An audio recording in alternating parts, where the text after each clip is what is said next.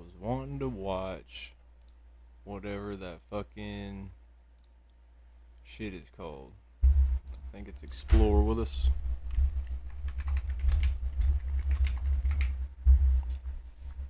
Explore with Us. Whoa. This dude.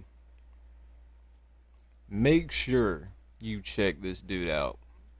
I can sit here and watch all these. There's a bunch of them I have seen several times over and over again. So we just about to probably pick one. Haven't seen this one. Haven't seen this one. This shit is nuts. Child predator. Ugh. I remember that. Nasty shit. We'll do this one.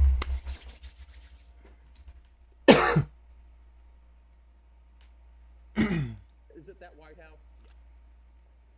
I think they're crazy. She brought me over here to help her clean her house, and it's just psychotic, man. They've got a dead That body should I be sat good. on. I thought was a couch. Come on. Okay, come on. Come to me. What's your name? You're upstairs. Make yourself known now. Kids, come out. We need to get her out of the house. She's been hitting the head with baseball. He said he would kill everybody. What's in your pants?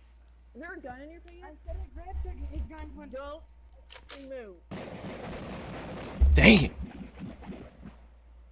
Damn. Escalated quickly. This was the chaotic scene Evansville, Indiana law Damn. enforcement officers found when they arrived at Heidi Carter's residence on the night of October 19th, 2021. By the end of the night, they were faced with two dead bodies, a victim in the hospital, two people Ow. under arrest, and countless I questions. just got my eye. The appalling details of the crime would only make sense once police determined who the real victim was and delved into the twisted mind of the perpetrator. Most of the following footage has never been seen before. On the night of October 19th, 2021, a state trooper opened his door to find a panicked woman clutching a hammer and begging for help. She'd seen his cruiser parked out front after escaping from a terrifying and disturbing situation down the street. Nuts, He dude. then made a 911 call. He's off duty right now. He had someone come up to his door knocking on it, advising that they need officer assistance with the possible kidnapping Where's this at? and a murder. Other officers soon And arrived, a murder. but they had no Got to idea throw the that one in there. nightmare they were walking into. What you got? She sat on a dead body. Okay. You forgot to throw in the murder part. I'm knocking on my house. Is it that White House? Yeah. I think they're crazy. While the officers suspected there'd been previous calls to the house in question, I was just here about a month ago. police Damn. would soon learn that what took place behind closed doors that night was nothing short of a nightmare. The woman who escaped the White House, Cynthia Winesapple, began to relay a terrifying story. And it soon became Damn. obvious that the situation was dire. Little did they know, this was only the beginning. What's going on here? I was hanging out with this girl that I was supposed to be working with, and she brought me over here to help her clean her house, and just psychotic, man. They've got a dead body I sat on. I thought was a couch. Like I felt hair when I went to sit down. And it felt funny to sit down, and then I went like that. My hand slipped. And the weight came off. The head came out because the couch was like. Came out of what? Damn. Bro, she sat down on the couch. Sat on a dead body. What the fuck? What the hell? They was just That's acting fucking everything crazy was just shit. a normal day. Cynthia claimed that she'd sat on a couch in the house, only to feel something like human hair. It was then that she discovered she was in fact sitting on a dead body. Nuts. This I got one of them pillows. discovery I got one of them. It's like a copper infused weave, whatever the fuck they call it. I don't know, but super soft, super nice. is only one piece Highly of the recommend. horrors that had taken place inside the house. I got one of them And pillows. as police would soon find out, it was still taking place as they spoke. As soon as she found the body, Cynthia tried to escape, only to be trapped by two people and prevented from leaving. Though she doesn't say it just yet, the events leading up to her escape were horrific. While Cynthia claimed someone had already been killed, she also alleged something that put all of the officers on edge. that another woman was still being held captive inside the house. Oh shit. You just stay right there. Just as officers were beginning to make a plan on how to get inside to rescue the other woman being held there, they noticed movement near the house. A terrifying scene would soon unfold. Imagine being able to build anything. Just Ain't no way I'm getting ads with an ad blocker. Ain't no way, Hey, come chat. out here! Hey! Hey! Oh, it ain't turned on? Somebody just ran Oh, inside. I ain't gonna do it right now.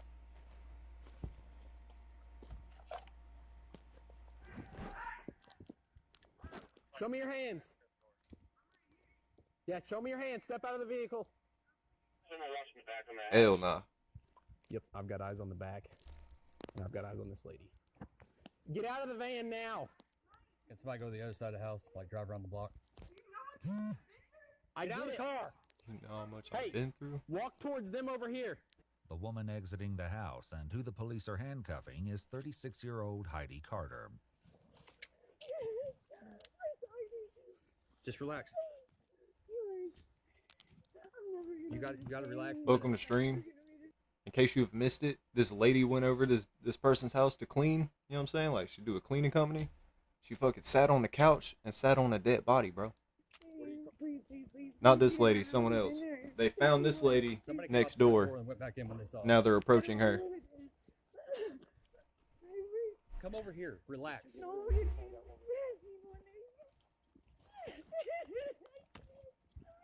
Despite Heidi's hysterics, she wasn't the woman that Cynthia had said was being held against her will. Does Heidi live here? Oh, that's right. They're looking for a lady supposedly held against her will. Carrie, which is the dude that Kerry Hammond, Heidi's boyfriend, had been one of the people who tried to prevent Cynthia from leaving. The police were already very familiar with him, and Oh, their shit. concerns grew when Cynthia alleged that he was making threats. Is anybody hurt in that house? Who? I'm trying to help her. Who is hurt? Is somebody hurt in that house? Who? Two people? I'm sick. It's so sick. Yes. Is somebody dead in that house? Yes. Heidi said the woman still trapped inside was named Amanda, but the rest of her story bordered on incomprehensible. The situation inside was incredibly volatile. Police decided to call everyone outside using a megaphone and arranged for an armored vehicle to come to the scene. More officers from multiple agencies, including the Sheriff's Department, City Police, and State Police, arrived and surrounded the residence. But even with all of this, they could not have anticipated how quickly things would go downhill. Yes. No doubt. How long is this? 52 minutes. Big ups. We got a good one. Please don't Okay, get- just you're fine. We got contact at the front door. Full traffic. As someone exits the house, police brace themselves, expecting Kerry Hammond. But they quickly learned that this was not the case. Stand back up and come back to me. Hands on your head. Come back to me. Keep coming. Keep coming to my voice. I've never seen that. I've never seen a cop have someone, like, get down on their knees and then stand back up. They always have them get on their belly, interlock their legs, you know what I'm saying? Like, I don't know how to describe it. Their fingers, interlace their fingers, Come to my cross voice. their legs type shit. The man gave his name. Never as seen him Jason have him Harvey, get back and up he and claimed back to be up the to one him. renting the house. He was handcuffed for the time being in case he was involved. What he shared I've watched them escalated the a already bunch of dire these. situation I've never even seen that. further. Hands up! Come out now! Do not reach down there again! Yeah, my kids are upstairs and I know any of this is going on either. How old are you kids? Just be advised, the kids are upstairs. That's right. Not only was someone being held captive, but there were children in the residence as well. Before officers even had a chance to reconvene, someone else was seen near the front door, and they appeared to be holding a weapon. Oh, shit.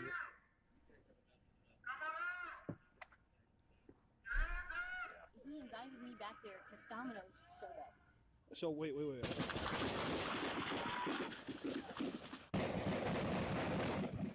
Damn. Escalated quickly. Officers are shocked when the unexpected Wow. happens, but exactly what just occurred, who had come to the door, and the harrowing discoveries found inside the house would all be explained later. This unbelievable turn of events That's would end nuts, up being dude. only one piece of an incredibly disturbing puzzle, and officers would be tasked with untangling a sickening web to truly understand all of the horrors that had taken place in the house.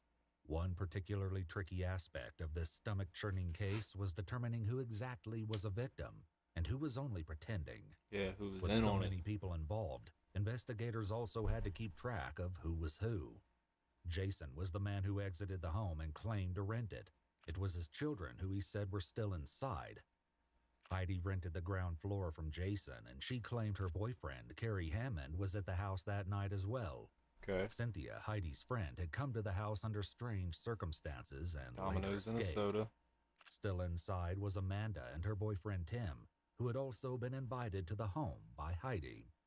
In order to begin sorting through the dramatic and disturbing events of the night, I don't know, it's pretty Heidi, complex. Cynthia, and Jason were all brought to the police station to answer questions. As it turned out, Cynthia had a warrant for her arrest. If I step around, I can't swear at him, Ed. Probably not. This is sick. Ain't no way. and I agree Ain't no way. that I wouldn't go. But that's I am. that's Look, the ads. Nobody likes ads, but I'm not paying like $8 for YouTube Premium just to skip out on ads. You know what I mean? Let me click this jewel bag on.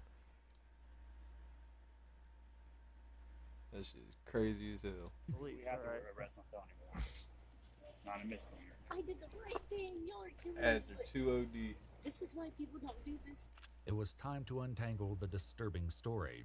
Nothing could prepare investigators for the sick truth they would eventually uncover. Unfortunately, Heidi didn't seem inclined to make the process easy. I don't have candy done. Okay, well, I am going to search you. We're trying to do our job and keep everyone safe. Cynthia was in another interrogation room, waiting to talk to police. It was 6 hours before a detective arrived to talk to Heidi. When he arrived, he would begin to untangle a story so disturbing that he would remember it for the rest of his career. What just happened?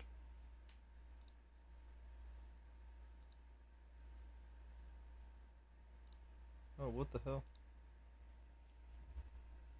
It just switched to my speakers. 1 second. I don't know why it did that. Heidi, Yeah. now wake up for me, okay? I'm like awake. What the What's hell? that? I said I'm like awake. Okay. Cause I I'm gonna have those officers take those handcuffs off of you so you can sit in a chair, okay? Okay. That was weird as shit. Are you the detective? Yes. Okay. Come on, blood. I think it's on my shirt. What'd you say? The woman's blood that Amanda. Yes.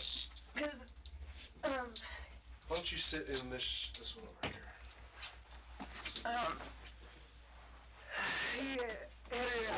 After confirming Heidi's personal information, the detective informed her of her Miranda rights. Heidi agreed to talk to him without a lawyer present. How long have you lived there at the house on Stinson? Okay. Maybe since I was sometime in August. I think. Okay. And how did you come to live there? I had a buddy. I was staying. That was weird. I just unlocked a core memory. I had a buddy in school named Alex Stinson. And I think he got arrested for being on mad drugs. I could be wrong, but The Econo Lodge. it's like one of the weird And key memories in life. That was weird. Right by the Econo Lodge. When I came to town. Carrie had I actually ain't thought of that dude in a fucking moved me decade. out here. Carrie Hammond is Heidi's boyfriend. He doesn't live at the house where Heidi was renting the ground floor from Jason. He moved me out here, and then I met Jason actually, and we hit it off, and he's been my friend. Basically, him and his kids had the upstairs. You know, it's a bigger house. Right. And then me and my dog, we had our room. Jason, the man renting the house Crazy where Heidi was situation. living, was advised of his rights when he came to the station. He too agreed to speak with the police. His questioning would prove to be extremely helpful in determining who exactly was a victim or not. Earlier, when he first exited the house, Jason had appeared shocked at the situation unfolding at his home. Fuck yeah. He then shocked everyone by informing officers that his children were still inside during an incredibly volatile situation. Just be advised, the kids are upstairs. In the moments following the unexpected incident, officers jumped on the opportunity to get inside the house and attempt to rescue those still trapped there, including Jason's children. Using the armored vehicle for cover, I understand what's officers going on now. approached the house, likely bracing themselves. So, one dude, Jason, with his kids, he lives upstairs. The guy they're trying to get is downstairs. So when Jason comes outside, sees all the lights, and he's like, yo, what the hell? They basically pull him out towards the road, and he's like, my kids are still inside. So now this situation is basically amped up into a hostage situation. Because there's kids upstairs. This dude's got weaponry downstairs and is using it. So, no bueno. The potential horrors No good. inside.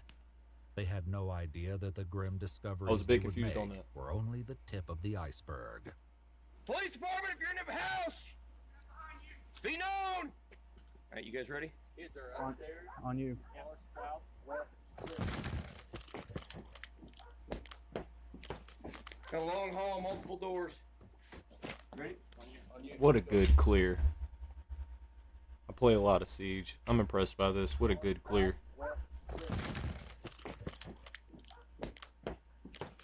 Got a long hall, multiple doors. Ready? On you. Go. Go, go, go. I got the long hall.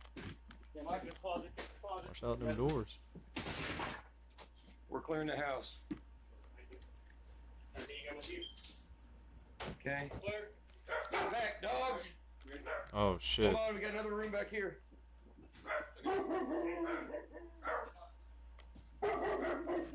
Police department, if you're upstairs, make yourself known Hell now. nah. Kids, come out. Dog sitting here like, what the fuck? Dog sitting here like, what the fuck is going on? What the hell did y'all do? Keep coming down. Come out to the stairs. My You goodness. okay? Come downstairs. The hands up. Elbow contact. Yeah. Hands up. Keep coming. You're good. Watch your guns. Watch your guns. Watch your Keep guns. coming. Come on, kids. Come on, guys. Come on out, kids. Make a. Oh, bet. Come on, Make a here. hole. Come over here. Make a hole. Come on, guys. Okay. Okay. I got him. Here, we're gonna hang on, guys. Let's get that out of the way out there. Hold on. Poor kids, man. Hey, one more. Delano. Up there. We're coming out too. Guys, just look to the right. Look to the right. Jason's children made it out of the house safe, but W not cops. everyone would. Following his children's rescue, Jason later alleged during questioning that nothing earlier that day indicated something so horrific was going to happen later. Investigators There's wanted no to clarify signs. how exactly Heidi had come to live in the house Jason was renting.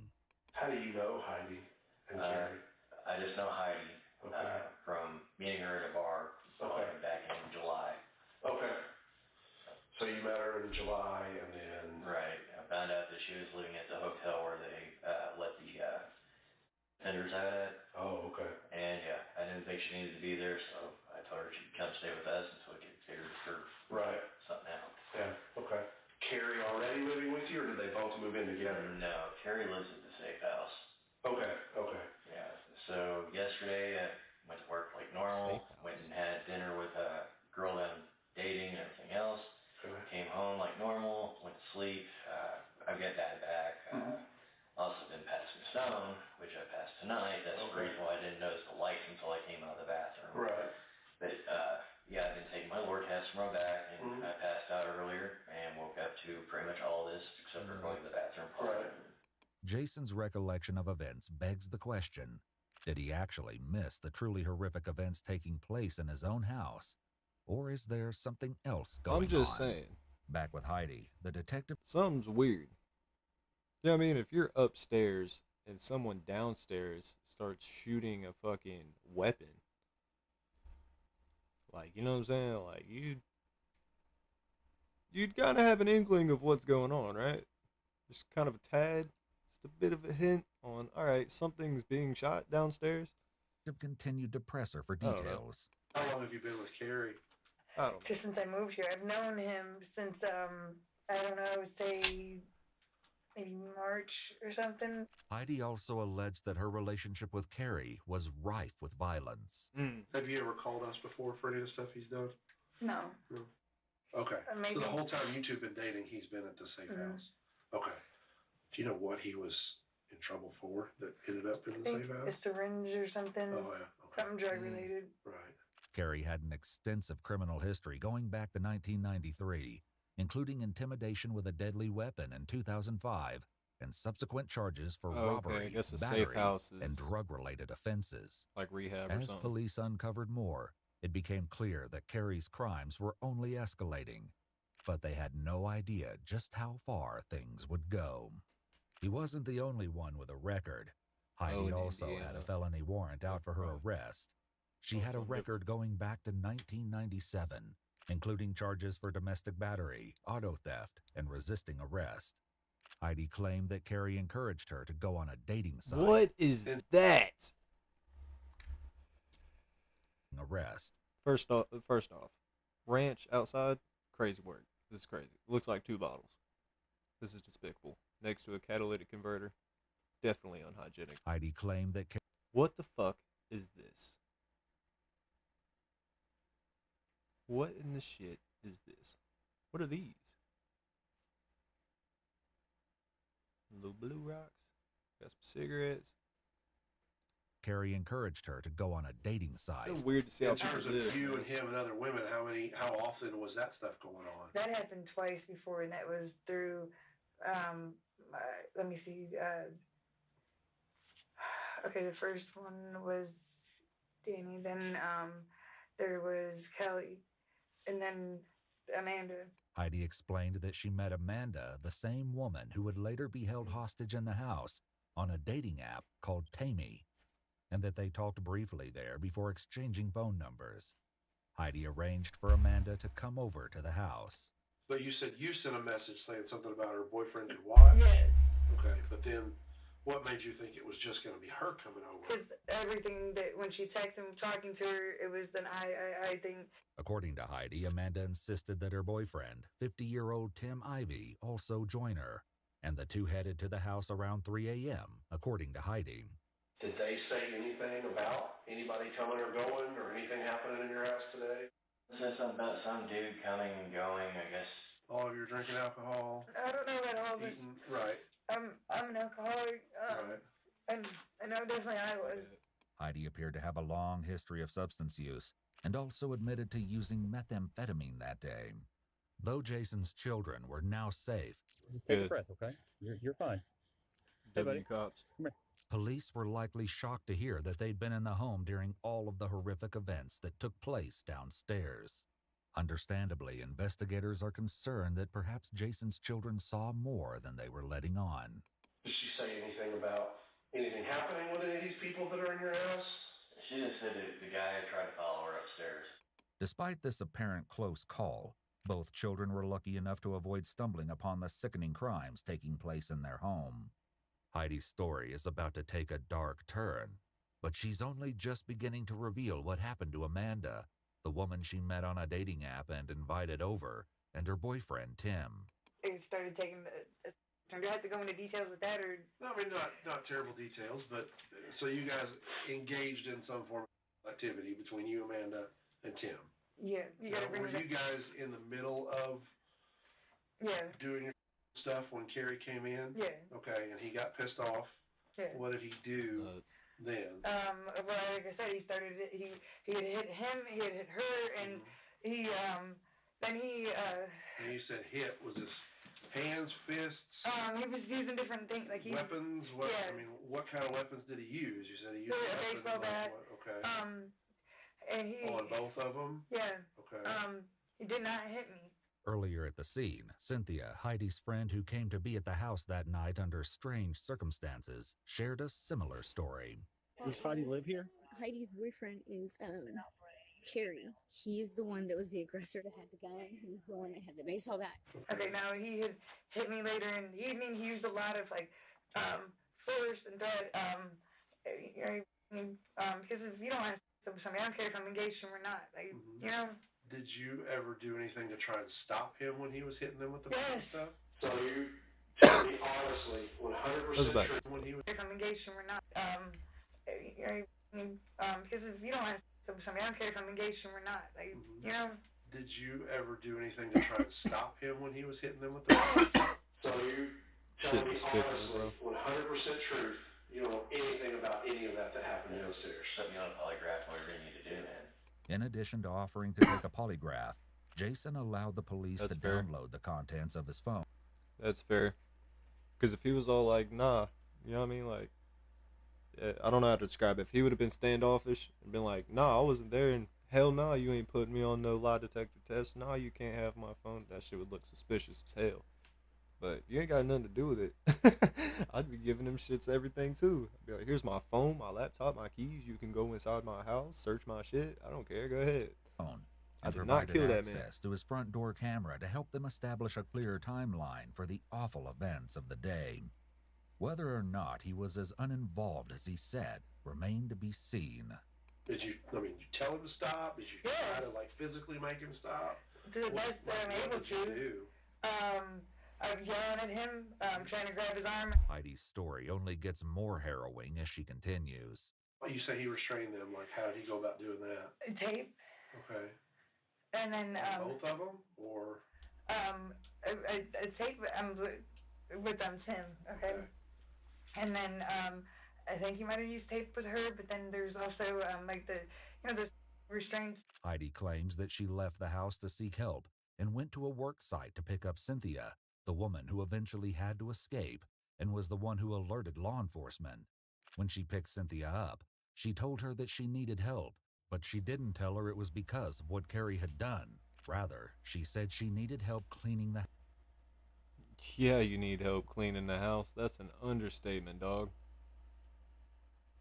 Got hairspray, ashtray. That's definitely chunky. It's just a bunch of hairspray, I think. I don't know what this brand is, but Aussie, all this shit. Sunscreen. A weight nobody uses. None of them people are fit. A stick with nails in it. With nails in it. house, and Cynthia I don't know why I do agreed. this. Without directly saying, I was reaching out for help, like making comments to Cynthia about, making hints at it, Like how? About my boots, being dirty, and I can't remember exactly, but I was basically trying to hint, because I couldn't call 911. I couldn't be the one that gets that standoff shit. I don't mean to be rude neither. I'm pretty sure old girl here might be fiending. Because, if you notice her body language, she has not stopped moving. It's like whenever she's in the middle of her sentence, she's hitting a damn salsa or something. You know what I mean? And being around a lot of people who've been on drugs and shit growing up, I don't think she's on drugs. I think she might have been on them in the past. You know what I mean? So it's like that. It's kind of like a mental thing they can't quit. It's like ADHD, like you can't sit still. I don't think she's on drugs, but she's definitely worked up. It happened. I was trying to call 911, but not being the one that called 911. Despite her discomfort, exhaustion, and recent trauma, Cynthia's They account gave of this the lady night's a horrific curtain. events would highlight some issues with Heidi's version of events. There's a yellow pair of construction boots. There was blood on them, okay? And I put those on. Note that these were not the boots Heidi was currently wearing. She alleged that after she wore them, Carrie cut the bloody pair off her feet and intended to burn them. I kept making comments to her about it, and she wouldn't even look down at them. Cynthia, though, said she had a reason not to worry about the condition of Heidi's boots. She told you what now? That raccoon got one. That a raccoon did what? Got blood on her boots. Why would she tell me that? I've never said anything about a raccoon. I tried to say, make references, okay? But why would I say a raccoon? Well, when she said that's what she said. No, I didn't say anything about a raccoon. I was straight up, implying stuff. In contrast, Cynthia maintained that Heidi never communicated anything was wrong, just asked her to come over to help clean. Clearly, one of the women was lying, but the police didn't yet know which one. The question was, This why? This is what I was saying about body language, right? One is very calm, disheveled, not like victimized, but when you think about crime and compare these two, this one seems uh more victimized, I guess. Do you know what I mean? Like it's felt like she doesn't seem like really much has happened to her, but she's worked up. This one, she seems super calm and depressed, kinda. You know what I mean?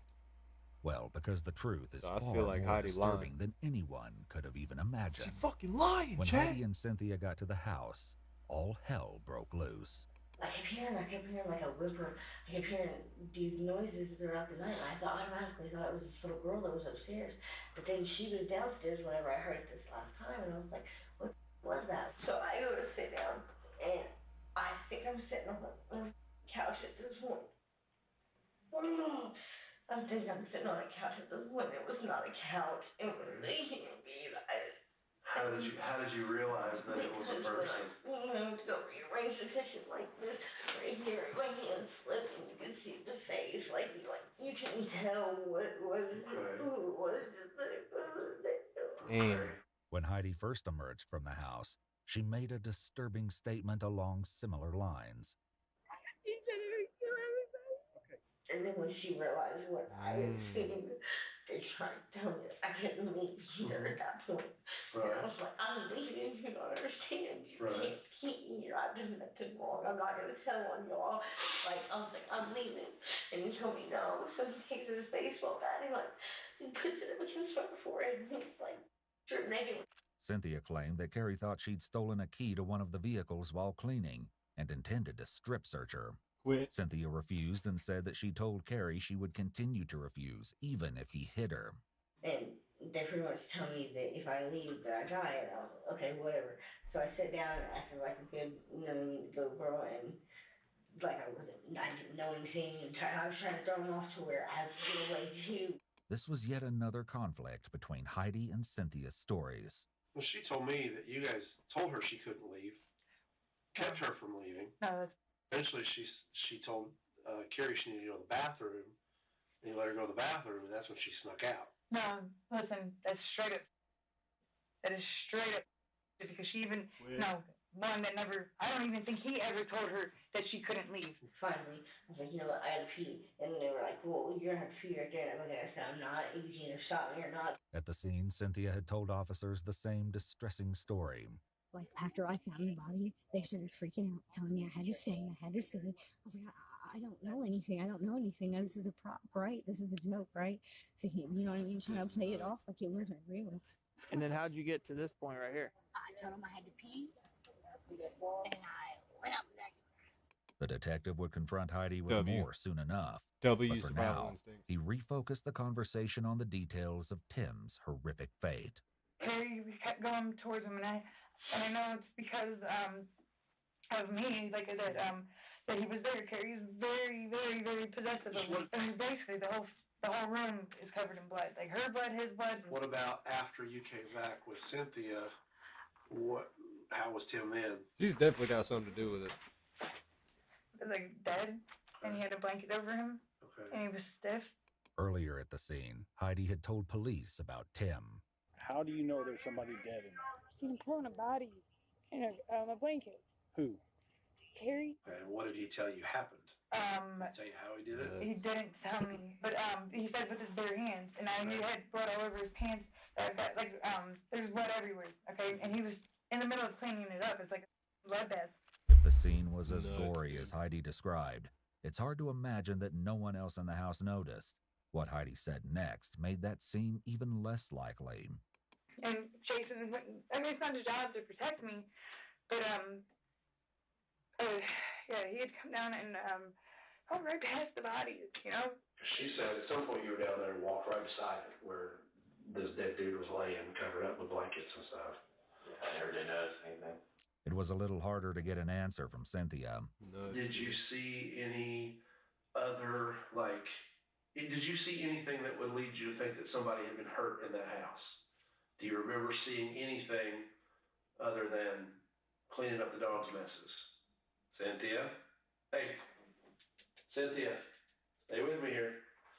Okay, I'm trying to let you rest, okay? But No, you're fine. this is a big deal. You don't understand it. I had to sit here and think of it. It's making me nauseous. Okay. Back with Heidi, she finally asked the detective an important question. This chick is Amanda. She's still alive. No, she is. She's not. Like, I know I'm up. She's really gonna be up. Initially, Heidi had been questioned about Amanda, and what she said only worried officers more. He killed Amanda? I don't know.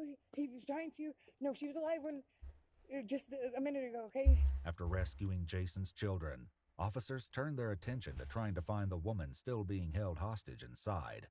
Amanda's rescue from the home was nothing short of harrowing. As police cleared the home, they made a horrific discovery in Heidi's bedroom. It's outside. Go, go, go, go, go. Go, go, go, go, go. Where you at? Where you at? Where you at? Back here. I got a female down, and I got blood. Somebody get with her. Make contact. Where you at? Back up. What's your name? Somebody. Down. Somebody stay with him. What's your name? Stay with me. Okay, I got you. Hey, you got any weapons? Okay. Hey, I need you come. Take your blood. Hey, kids, watch your face the door. Okay. Hey, you got one thing left off. Okay, that's fine. We're not worried about that, okay? Come to me. Come to me. No weapons, correct? Okay. Come on. Okay, come on. Come on. Come on. Come to me. What's your name? Amanda? Okay, Amanda, come to me. Keep coming to me. Shit is nuts. Guys, we're coming up. We need to get her out of the house. She's been hit in the head with baseball. Damn. I got you. Okay. Keep walking. Keep walking. Not that way. Let them know I'm coming out of the house. Medics. Where's she at? They haven't came yet. We don't have any tac meds here. This shit is Bring her nuts. back here. Following her rescue, Amanda was taken to the hospital immediately for emergency medical attention to treat her terrible injuries. But she spoke to the police as soon as she was able to. What she revealed would flip everything on its head, and the truth is even more twisted than anyone has been letting on. Other than, like, when you guys were having together, after that, did you ever put your hands on Amanda or Tim in any way? Did she ever have the bat? Yeah, she had it some, but she didn't ever threaten me. Okay. I Knew it. acted like I was with him. It's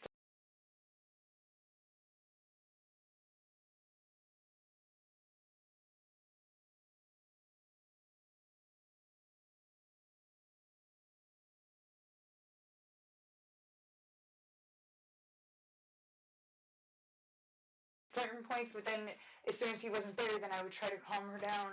According to Amanda, though, things were far more complicated than Heidi let on. She was so back and forth, Right. bipolar, up and down.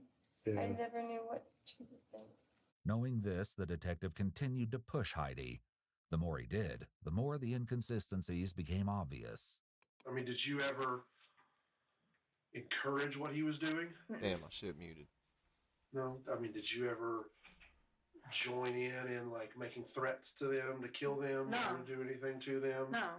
She was involved. She wasn't touching me, but she was there and I know she had something to do with encouraging it. him with that one. And they had made threats, I'm assuming. You talked about they told you they were going to kill you and stuff like that. So did he ever do anything to you physically? Okay. At what point did that happen? Kim was still alive. They wanted him to go. The first time was before she left the job site, and the second time was right after she left the job site. Bro, humans are so fucking weird. Humans, like, people are so fucking weird, man. So weird. That shit is so weird. Wanted him to hear it. That shit is fucking weird as fuck, dude. Because he did again whenever she Okay. So he did it once while she was there and once while she was gone to the job site. And once when she was there was a warm up because then they had. But Heidi was ready to explain this, too. Like I said, I was trying to keep him calm. You know, like I didn't want things to get worse with those two, and I didn't want to be in their position either. Right. So he wanted to have, and I let him have me. Because at first he yelled at me when I was trying to be nice. Ask her, you know, I was trying to take care of her. That's why I decided that I might have to kill him. You know how hard of a decision that is? I love him. I hated him. I wanted Not to gonna lie, not that hard.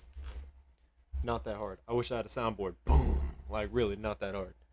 Like, you're with somebody that you know is violent. You are in the process of seeing him be violent with people, and you idly stand by. You're just as much in the wrong. See what I'm saying? from him. He was abusive. You know, like I said, on my birthday, he did a bunch of bad That stuff. shit's nuts. Like, it just... Well, I guess she flipped and decided that he wasn't allowed to touch me anymore. She was getting me out of there. That she was gonna have to kill him. That was what was gonna have to happen. She was gonna have to kill him. That was the only way that she would be able to get me out of there. I don't know if that was real or if it was trying to be good cop, bad cop. But Probably. she told him he wasn't allowed to hurt me anymore. And then he would come in and he would hold a gun up to me and she would freak out, or she would piss him off and he would come in with a knife and stand there like he was gonna stab me. And it was like all mind games with them. Right. This was only the beginning Dude's of the mental. sickening mind games that took place. Did you like tell Amanda or Tim that you were gonna help get rid of them at some point? Did you tell them anything about being able to get rid of their bodies or anything like that? I don't know anything how to get rid of a body. Before she left is when you heard them talking about getting rugs to wrap you both up They in. told us straight out that's what they were doing. Okay. They told us the entire time that that's what they were doing. They were going to kill us. Okay. That we weren't getting out of this.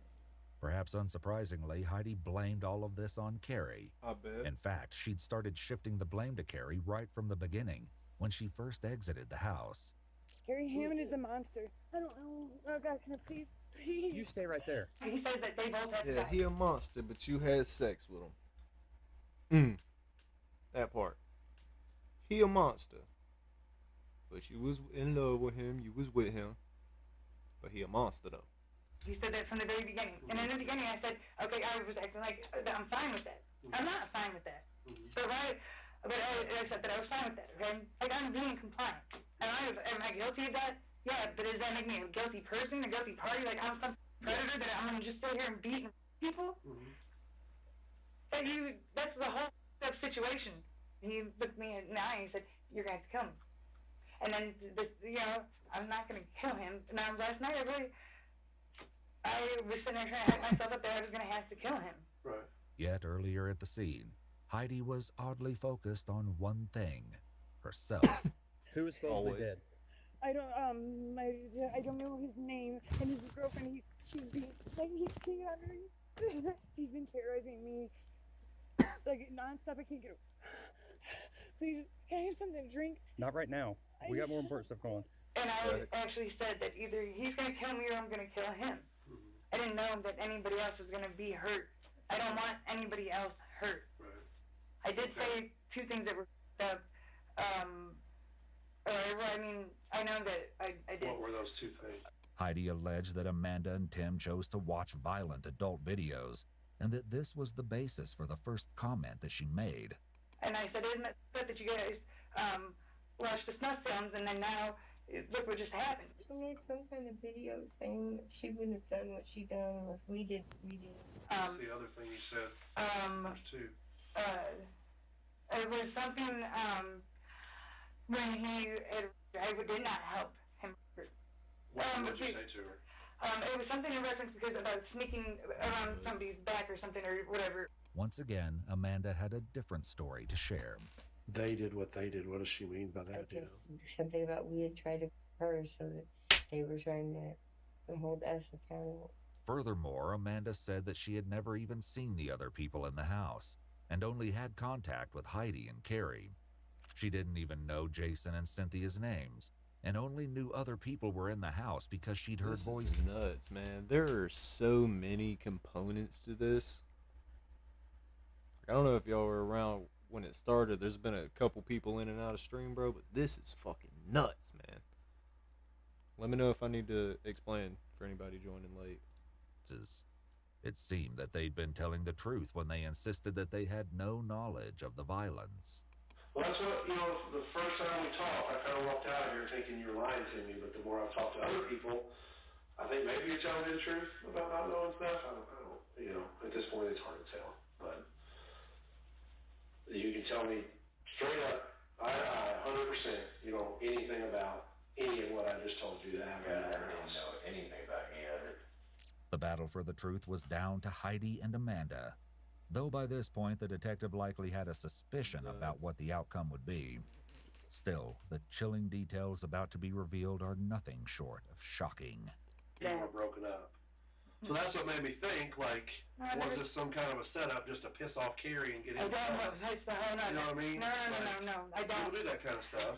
No, with that mean, no. If there was not, I know what kind of fire I would be playing with if I did that. As Heidi mentioned, she was out of the house when the murder itself took place. Amanda, however, trapped and unable to leave, witnessed the horror and recounted the event in all its brutality. I kept telling him to be quiet. I panicked more. Terry came in and he told him to shut up, and he ran over and he kicked him straight in the balls. Mm-hmm. Part of the kid with steel toe boots, which made him cry out. Yeah, understandable. I'm sorry, bro. What? This dude is mental as fuck. He just ran in and kicked this dude in the nads. What the fuck? Which made him cry out. Yeah, understandable. Wouldn't stop making noise, and Terry started to wrap the belt around his neck, and I guess Tim's fight or flight kicked in, and he actually, because he didn't fight back that much the first time. He tried to, but then he realized, and then I think he thought if he cooperated, he would get out of it. But so after Carrie kicked him in the crotch and then put a belt on his neck, that's when Tim started trying to fight against him? Like, he started to strangle him, and he fought back, and he started to scream at the top of his lungs as he was fighting back. That's right. And Terry was like, "You're going to be quiet." And he kept strangling him. And then eventually Tim stopped fighting back? Yeah. Terry stood there, and he kept holding it, and he kept holding it, and he kept holding it. And looked at me, and he's like, "Did you think you guys were going to get out of this?" Mm-hmm. After rescuing Amanda, officers made a horrific discovery. Yep. Supposedly a body under all this. Where? Right here. Okay, well let's clear the basement. Tragically, police confirmed that the body they found in the house was none other than Amanda's boyfriend, 50-year-old Timothy Ivy. He was declared dead on scene. The fact that Cynthia found Tim's body in the dining room, not the bedroom where Amanda said he died, told police something else significant. I didn't move him. He moved him. He had him in the blanket, and he moved him. Who moved him? Terry and Heidi. Both of them did? Okay. Well, Terry mostly. Because Heidi was trying to get dressed. Would I have done it? Yeah, if I had to drag it, but and he told me about cutting him up, and and I acted like I was, because he said something about you have to go dark as night. Okay, I'm sorry, I can detect. What does he mean by that? I guess become like soulless like he is. I don't know. We feed on him.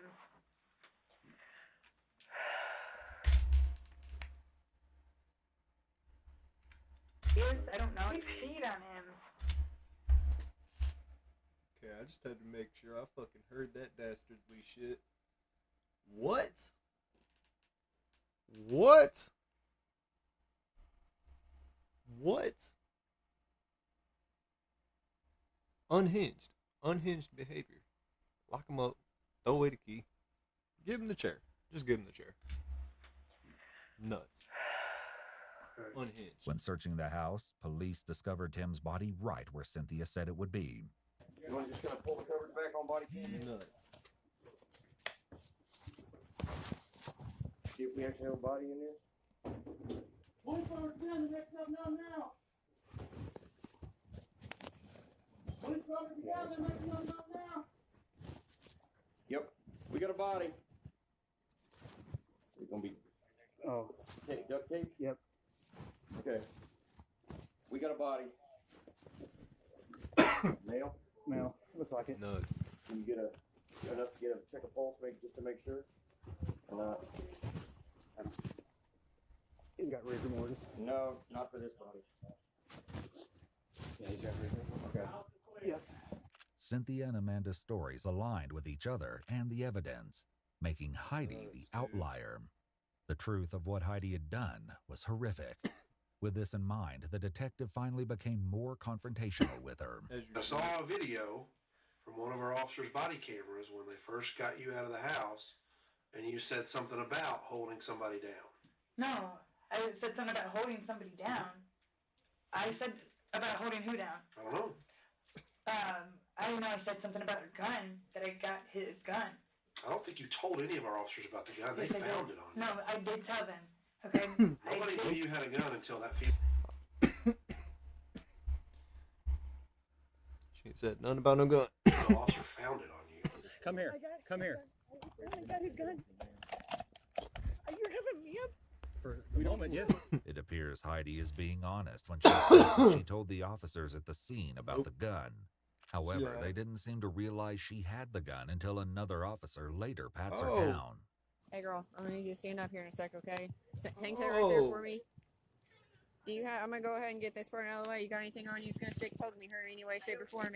Anything? Hey, let me finish. Anything I need to know about before I find it? I don't know. No pocket knives, no needles, no. I don't do needles. I grabbed everything that I could and I know I seen one of What do you mean you grabbed everything you could? guns, knives, bats, as much as I could in the van. You don't have any on you currently. I don't know, and I don't know what. Okay. I know I seen one. Okay. Hang tight right here. Is everybody dead? No. Hang tight right here. How do you? What's in your pants?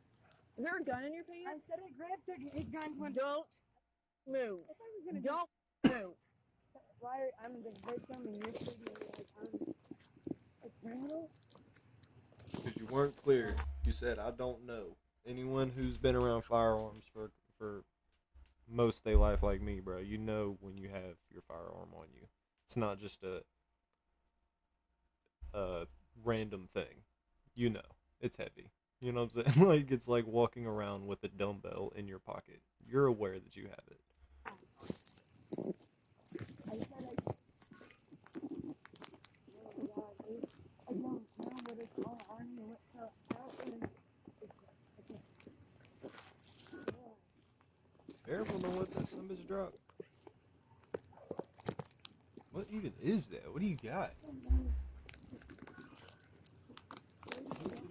Yeah, it's loaded. Is that a revolver or a Derringer?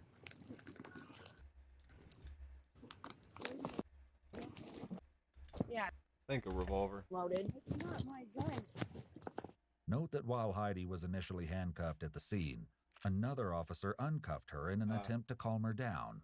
I put her in handcuffs in the first place. Well, I know, and I took them off because she couldn't make any sense every 3 seconds. Meaning she could have drawn the firearm at any time since That's not a bad one. That was pretty cool, actually. then. Not that it's good to be a murder weapon. That's not what I'm saying. You weren't forthcoming with the first one, so you understand why I asked, right? Like that. I don't have panties on me. Okay, I'm not interested in what you got going on down there. Okay, I'm going to search you, and I'm going to search you thoroughly.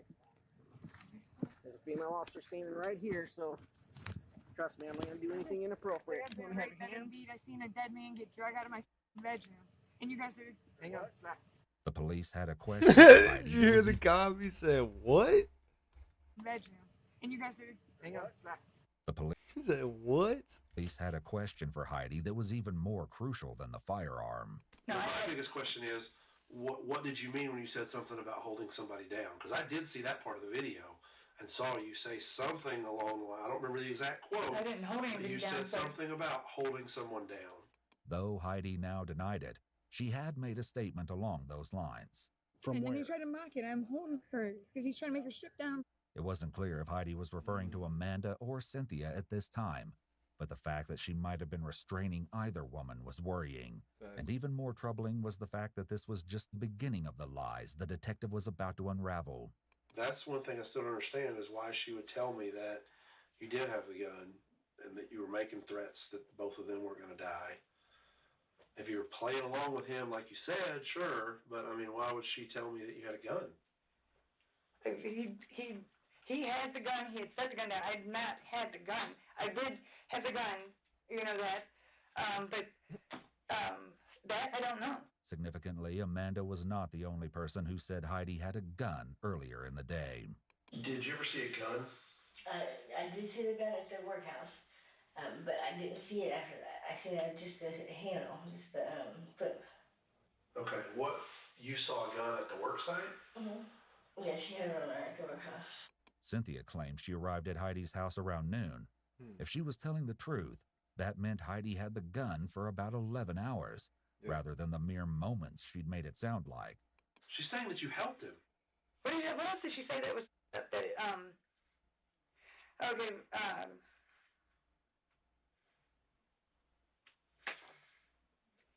I'm sitting here. She had something to do with it, man. I'm telling you. And I'm going to be honest, without being offensive towards you, okay? I'm in a very tough situation, okay? And I feel like you're coming at me like when all I've done was try to keep myself alive and keep 2 women alive, okay? I can be a very violent person, okay? If somebody does something wrong, I can be. These people didn't do anything wrong. Here, Heidi includes herself as one of the victims. This is common among perpetrators who will often find a way to victimize themselves. We're going to take a break for a little bit. We'll let you chill out. Once he stepped away from Heidi, the detective likely knew which version of the story he believed. Before dealing with that, though, he needed to give Cynthia some bad news. I appreciate you talking with me a couple times today. I'm going to jail. I'm done. Unfortunately, yeah. Okay. It's a no bond felony warrant. I talked to the prosecutor. I talked to my supervisors, and they all said we don't have a choice. So we're going to transfer you to jail here for long, and you'll have to see a judge about the warrant. Nuts. I'm really sorry. Yeah. Well, it's not his decision to make. The officer once again dove back into the interrogation, and Heidi's story. I'm confused on what she's getting arrested for, though. If she went there under an idea that they were gonna hook up, you know what I mean? I think it was like a swingers kind of thing. They all met on a dating app. That's the whole reason the other couple was even there, Cynthia and Tim. Same with the Amanda chick, I think. Or Amanda and Tim, my bad. Cynthia Story changed was one somehow last else. time. When you guys went to that work site or whatever today, did you have a gun with you then? Yeah, I did. Yeah, I did. I thought about that after you left. Yes, I did. Okay. Why? He had given it to me because I was letting him think that I was gonna help him fix, what had happened. Where were you when you heard the gunshots? Where was I? Yeah. Are you talking about when after the cops did? Right. When you heard our gunshots. I was on the curb. Okay. Did you see what happened? No.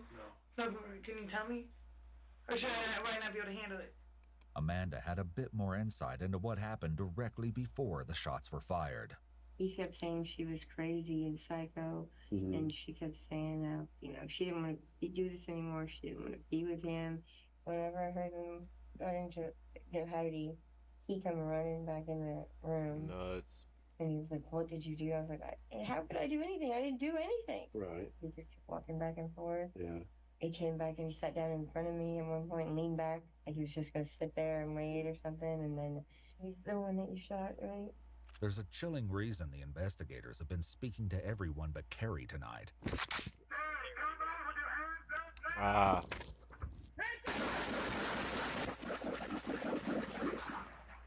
I've been wondering what the hell happened to Carrie, I ain't gonna lie. Hey, stop. Don't shoot back there. It had been Carrie who stepped out of the house holding something that appeared to be a weapon. It's Carrie Hammond. We can call him by name. Do not reach, sir! Do not reach! Do not reach!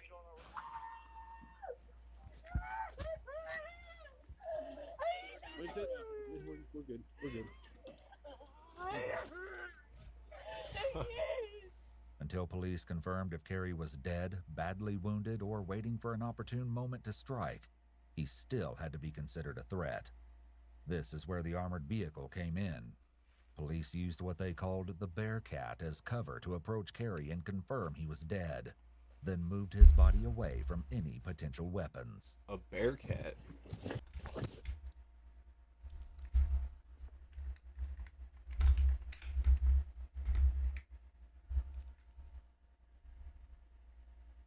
Oh, it's just the name of the vehicle?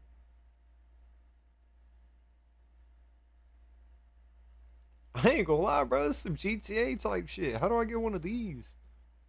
Can I own one of these? It's fucking cool, bro. I want to take this shit out in the woods. Go fucking hit some trails. That bitch cool.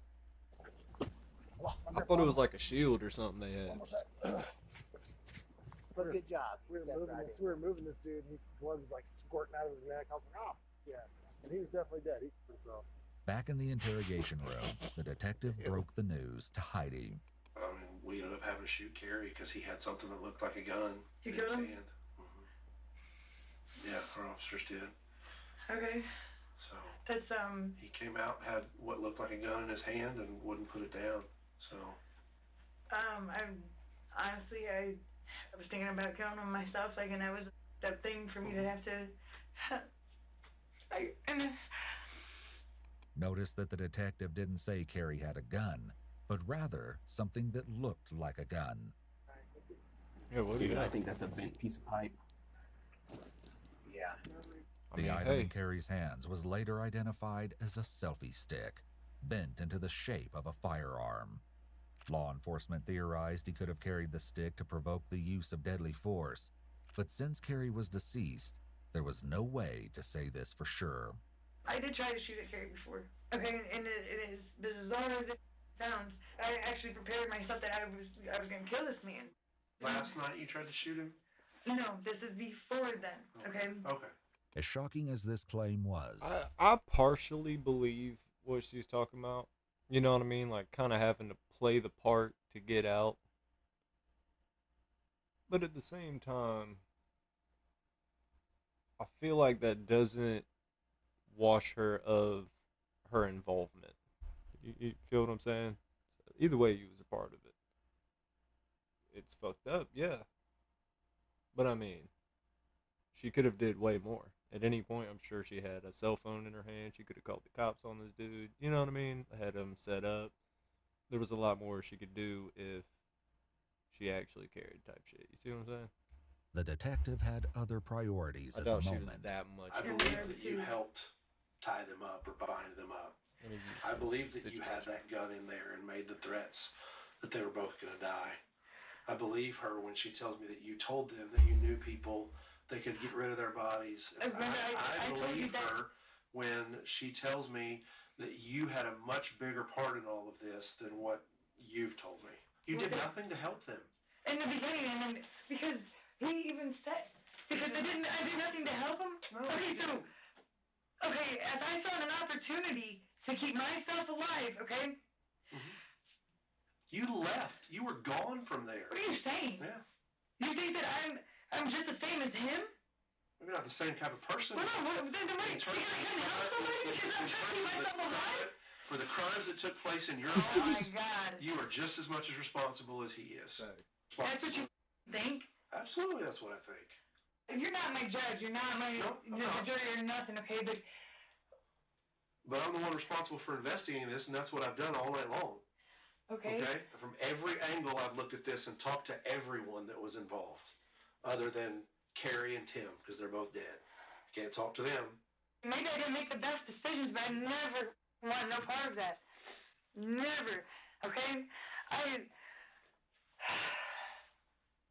Despite her protests, Heidi was taken to jail to await trial. It was determined that Cynthia and Jason were not responsible for any part of the crime. On March 16, 2023, Heidi was convicted of criminal confinement, assault, and murder. There was a point. There was a point when she left. She left the house. You know what I'm saying? Like, she left, went somewhere else. Like, it came back. She had said whenever the cops started shooting her that she was on the curb. Like, I don't know if that's like when they had her in custody already, but if you were just outside the house on the curb, or if at any point you had gotten away from this man, then you could have made a phone call to stop this. then yeah, you kind of have just as much of a part as he does, right? To 16 years in prison for criminal confinement, 40 years for assault, and 65 years for murder, to be served concurrently. Her earliest possible release is set for 2070, so it's possible she will remain behind bars for the rest of her life. Probably. No punishment will ever undo the trauma and tragedy, but hopefully Amanda and her family, along with Tim's family, can rest easier knowing that justice was served. Y'all check out Explore with us, bro. This channel is dope. Oh, he's got a bunch of channels. Y'all check him out. Different languages and stuff. Hell yeah. That's huge. I wonder how much it is to get your stuff dubbed in different languages. See if we can find another one. Boy escapes from YouTuber's house of horrors. Word. We'll do that one. Hi, I was just wondering if you could do 2 favors. Well, what are they? Taking me to the nearest police station. What's going on, son? Have a seat there. It's personal business. Ring, ring, ring. Whoa, whoa, whoa, whoa, whoa! Wait a minute, how do you come to my house? Whoa. And I'm a good woman. I don't do naughty things. The lives of family lifestyle influencers Jody Hildebrandt and Ruby Frankie imploded on August 30th, 2023, when one of Ruby's 6 children was discovered weak and hurt. The other Jody 5 had not. Hildebrandt. Why does that name sound familiar to me?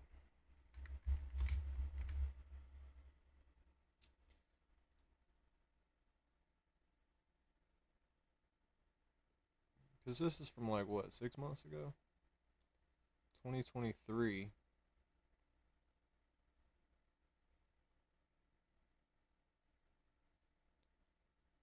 My bad, I'm just a bit unfamiliar with their game. I trying to figure out why I know them.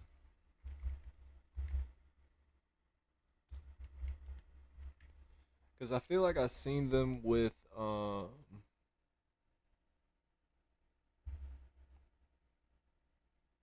don't know what I'm thinking of. Somebody teamed up with Jody and caught a bunch of backlash.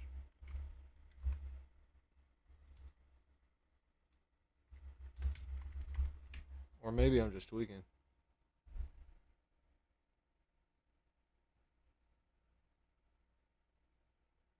Oh, okay, so this is what I'm thinking of then. Okay. Counseling business. I don't know. I think I might have seen like one of their videos or some shit where they're like sitting side by side and they're like talking Been accounted about something. for at this time, and law I enforcement don't know why her wasted no name stuck time out in to me. launching a full investigation. As the police delved into the twisted dynamic that had grown between the 2 women, they never could have anticipated the depths of the depravity the children were subjected to, or the mind-boggling justifications offered by the perpetrators. I just want my kids back. I want my family back.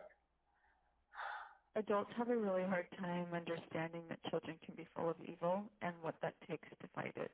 The following report is based on police records. When Dan Clarkson answered What a his door, big ass front door.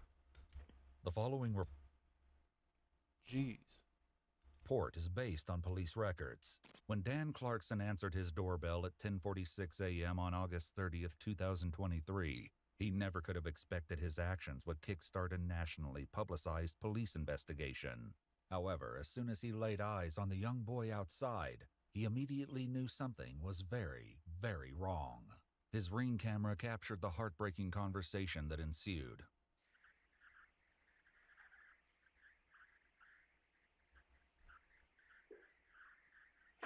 Because weren't they like abusive parents or something like that?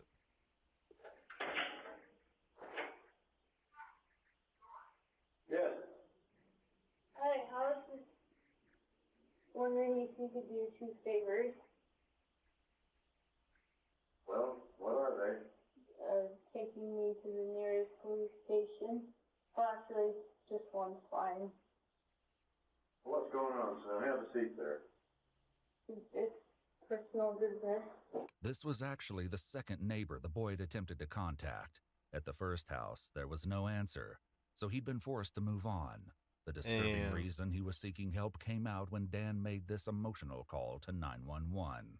I just had a 12-year-old boy show up here at my front door asking for help. Said he just came from a neighbor's house. He's hungry and he's thirsty. While Dan was on the phone with 911, his wife gave the boy, who introduced himself as Russell, snacks to eat while waiting for help to arrive. Damn. But shockingly, there was something more appalling about the boy's condition than his extreme malnutrition. He has duct tape around Big his ankle. injuries. There's sores around them. Yeah, there's sores around him. I think the good chance he's been.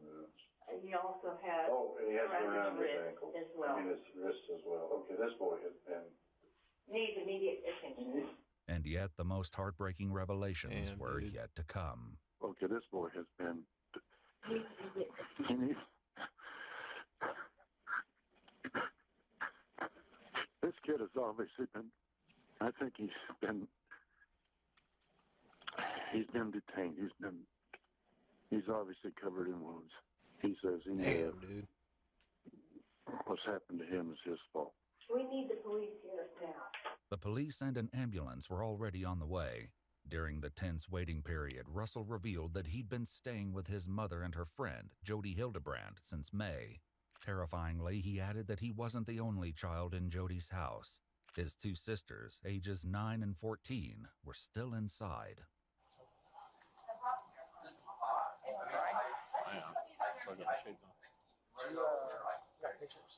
I'll take more. As Russell Fair enough. He said that's why I got my shades on. That shit's sad, underwent bro. medical assessment, more police officers arrived. Protect We need to kids, identify man. the house. If there's 2 other kids there, we need to go do a security sweep of that house. Help them. They were about to realize that they'd gotten there in the nick of time. Facts. As the police staged in Dan's driveway, a woman drove up in her car and announced that she was searching for a 12-year-old boy. She gave her name as none other than Jody Hildebrand, the woman Russell said his family had been staying with. Cleverly, the police didn't tell Jody how much they already knew. They just took down her address and said they would come to speak with her shortly. She didn't have to wait long.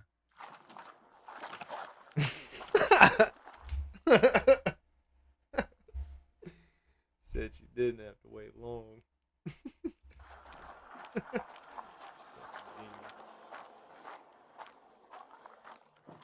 Damn, that shit's funny.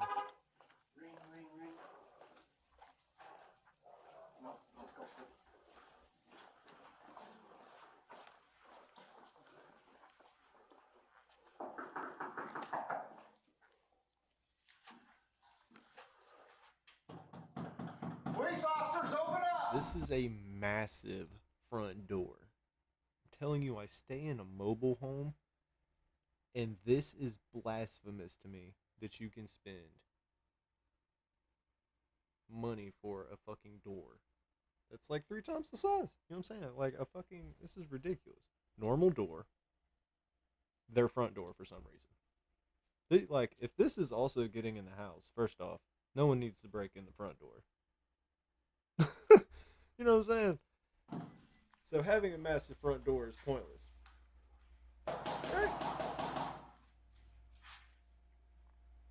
Got movement right here. Right there.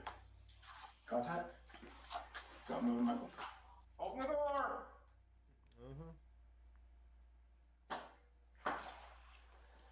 Jody? I need you to step out. I have my turn. That's great. Step out of the house. Step Step out of the house. Step out of the house. Whoa, whoa, whoa, whoa, whoa. We're just gonna see. Is there anybody else home? Yeah, you have no idea what's happening. Lady. Right there. Look, they come into my house. Do you have a search warrant? We'll explain it after this. Yep. You can't just come into my house without a search warrant. Jody was mistaken about the need for a warrant to enter the home because the police already had probable cause due to a 911 call that the neighbors had placed after Russell showed up at their door. There was a clear emergent need to enter, and a warrant wasn't necessary. The police must account for the welfare of the other 2 children. They certainly had their work cut out for them, though, because the house was massive. During the search, the police found one room that appeared to be set up for filming. This, they would learn, was because Jody and Ruby both had a significant online presence. More details would emerge throughout the investigation. revealing the dark What side about of these YouTubers? social media influencers. To ensure that they left no corner unchecked, the investigators retrieved the blueprints of the house. This turned out to be a brilliant idea, as the schematics revealed something that might have been overlooked otherwise. Outside, Jody did not appear to be shy about expressing her displeasure at the intrusion. I have Airbnb guests over there. Probably scared me to death. Okay. Is there anybody else in the house? Yes. 2 kids? You are abusing children. Who gives a flying shiznit about Airbnb tenants? You feel me? There's a little girl. Just one? She's right over here. Okay. The Airbnb guests were the least of the police's worries right now. Following Jody's instructions, they made their way down the hall to a bathroom with a large closet. What they found inside was devastating. Hi, I'm a police officer. Are you going for the union here? Hey, you okay? Is this just you in here? I'm Sergeant Tobler. What's your name? I just have one. Where's your sister at? Contact one. You okay? Huh? You doing okay? You don't want to talk to me? Yeah, that's okay. Can you come with me though? We got Jody out here. You know Jody? According to the information Jody This gave, shit gonna make me mad, chat. Like, that shit gonna fucking piss me off. Man, kids are so... Like, yeah, some kids are shy, but it's like, kids are so innocent, bro. Whenever you just have traumatized a child and they are not even talking to a police officer, someone that they deem a protector, that's fucking sad, bro. Damn. This was Russell's 9-year-old sister, Eve. We want to be best buddies, but we're getting a little mad here I appreciate them blurring because this. he won't give me his shoes. Guess what? I learned how to ride a bike with no training wheels. Come here, I'll show you. Despite the officer's gentle approach, she sat eerily still and quiet, hardly giving a sign that she could even hear him. You take your time, bud. I'm in no hurry. I'm a police officer. Did you know that? I don't mean to hurt you at all. You doing okay? Are you scared? Yeah? You're okay. Do you need help? I'm not gonna hurt you. This shit. Promise. See this right here? It's a badge. It tells me I don't hurt people. I'm just here to make sure you're okay. And I get if you're scared. I would be too. Okay? You wanna come with me? Still, Eve didn't respond. They hatched a new plan to win her over with pizza. I think he said, like, Sergeant Tobler, bro. Massive shout out to that guy. Fucking W cop, for real. While they waited for the food to arrive, the officers kept her company with the utmost patience, refusing to rush her out of the closet until she made the choice to leave. I'm just gonna sit down.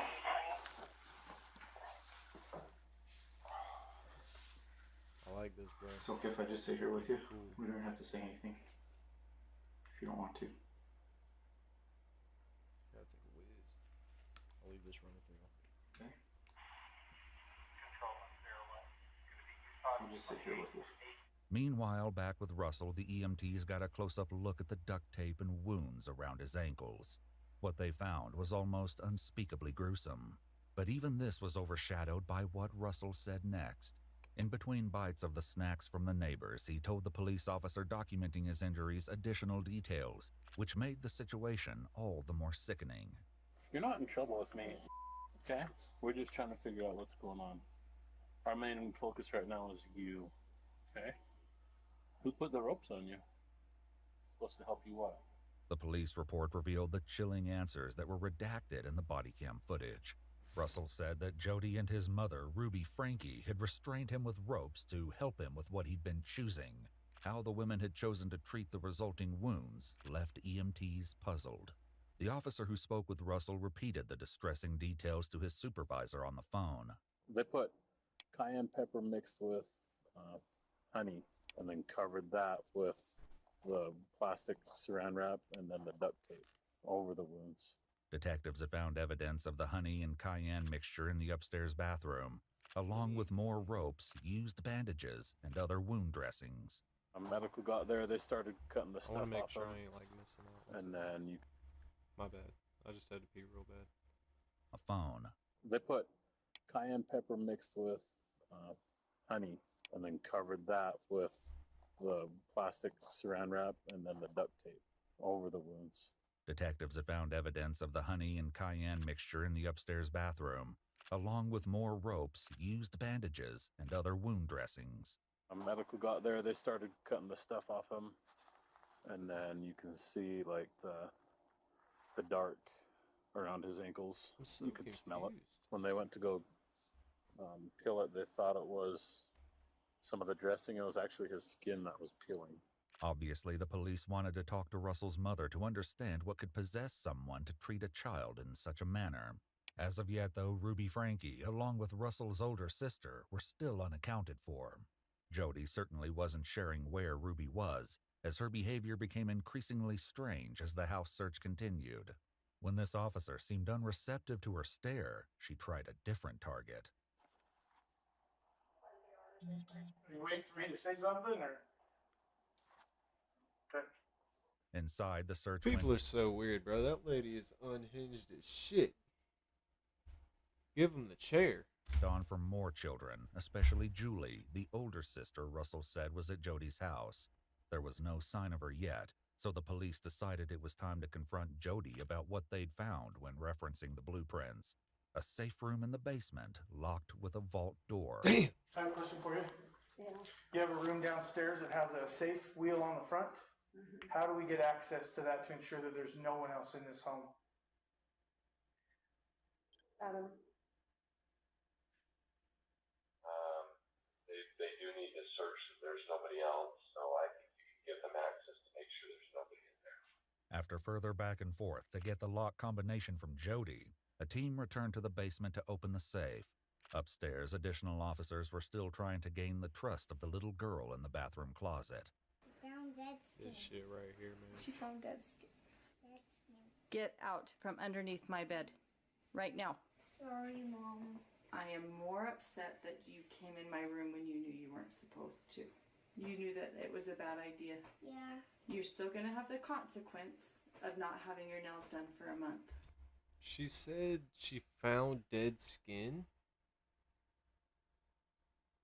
How does a child know what dead skin is? Right? Mom. It's a deal. Give me a hug. Mom, can I help you two to get paid? Because I want a lot of money. You... They likely hoped that the arrival of the pizza would change things in their favor, but they were in for yet another surprise. I'll put the skin, okay? Whenever you're ready. You can eat. W Cops! Despite how painfully thin she appeared, Nah, Eve W, didn't bro. go for the food right away.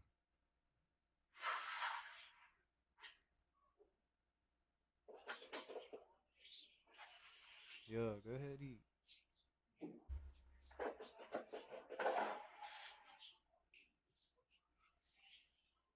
I feel so damn bad, bro. So, bro, little backstory, right? I got a cat.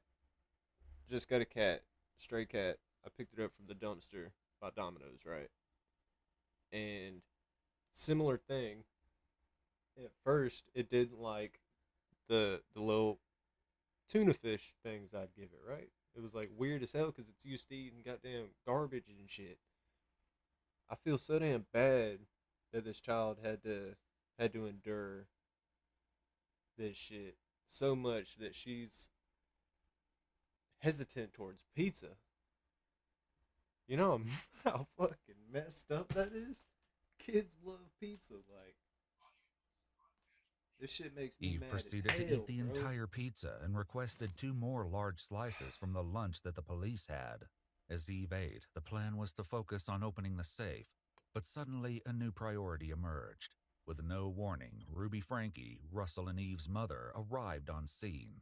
After determining that she had no weapons on her, she was taken to a separate area of the house to wait out the search. The police would check in with Ruby once they finished going through the house. The only place left to look was the basement safe room. When they opened the door, though, they were likely crushed. Julie was not inside. At first glance, the room looked to be nothing more than a barren bolt hole reserved for emergencies. When they started opening drawers, though, they turned up some stomach-churning evidence. Handcuffs, a length of rope, and a carabiner.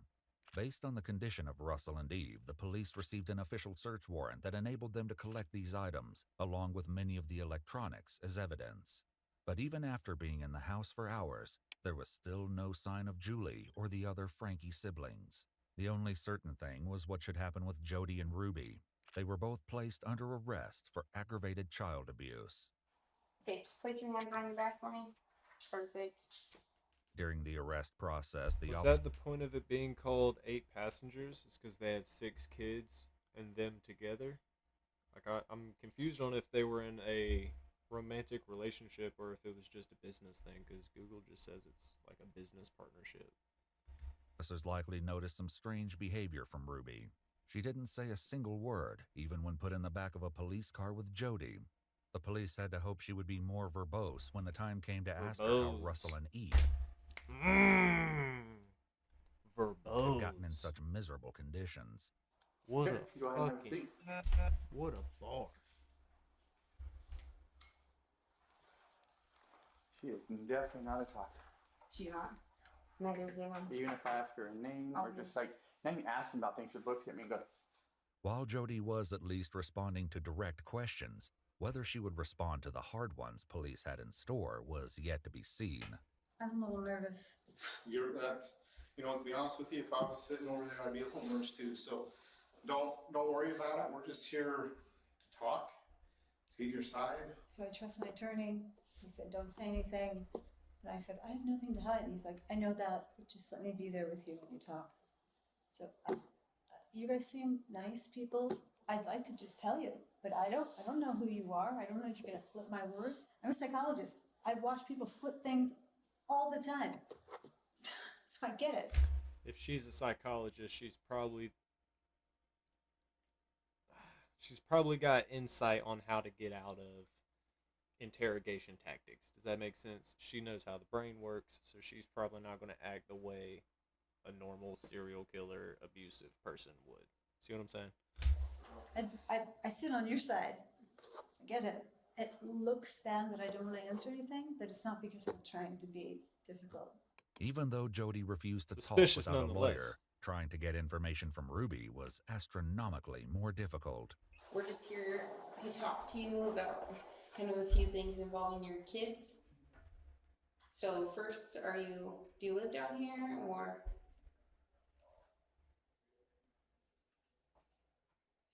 do you live up north?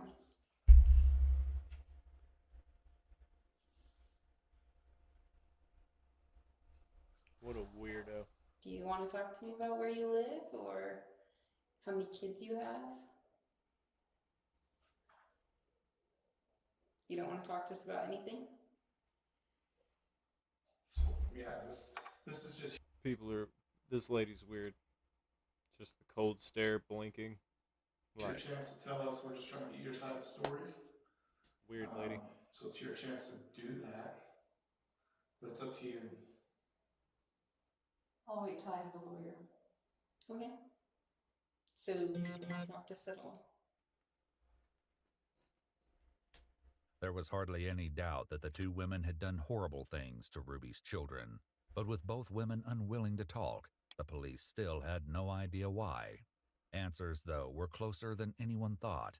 When the detectives first got to the police station, they found a surprise visitor waiting. Ruby's husband, Kevin Frankie, was there, and he wanted to pick up his kids. With so many burning questions pertaining to the Frankie family, Kevin was detained and taken to a third interrogation room where he was read his rights. How did you find out that you needed to come here to the street? I received a message that I needed to come pick up my kids from the police department in Highlands. And who was that message from? Well, I prefer not to say right now. Does it make sense that that would happen? I'm just not aware of anyone who did that from our department. Right, and I'm not comfortable saying right now who reached out to me. Okay. Was that Jody? No, I'm not going to answer that question. Kevin was Yes. keeping quite close-lipped. However, it wasn't all bad news. Back at Jody's house, Eve finally seemed to be warming up to law enforcement. You don't want to talk? Okay. There's nothing at all you want to talk about at all? It's okay to talk to me.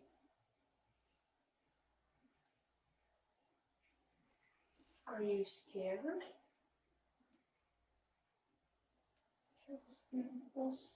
We helped your brother.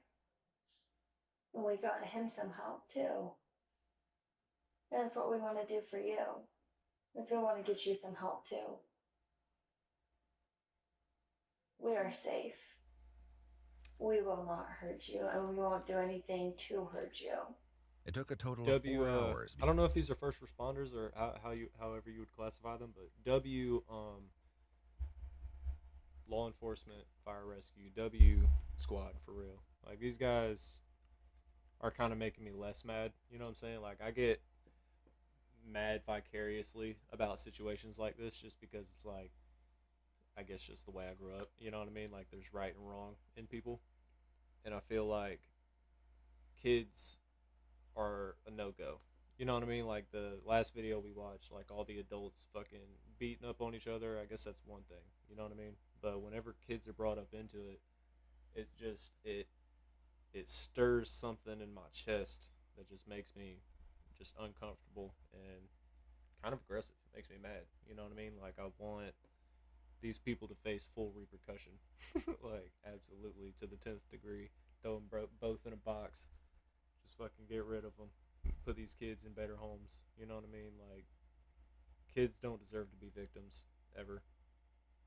And it sucks that it's kind of just how the world works, and humans are just fucked up creatures, and I don't know, I just get mad about it. Before Eve was willing to leave the closet with medical personnel, when examining her in the ambulance, EMTs discovered that she had wounds on her feet and decided that she and Russell both needed to go to the hospital. Thankfully, as Kevin's conversation with police continued, he was willing to provide some crucial context. And how many kids do you have, Kevin? I have 6 kids. So are they all living with you, or? No, I haven't seen them for over a year. Any of them? No, none of them. Strange that he hasn't seen any of his 6 children for a year, but the minute they get placed in police custody, he receives a random phone call.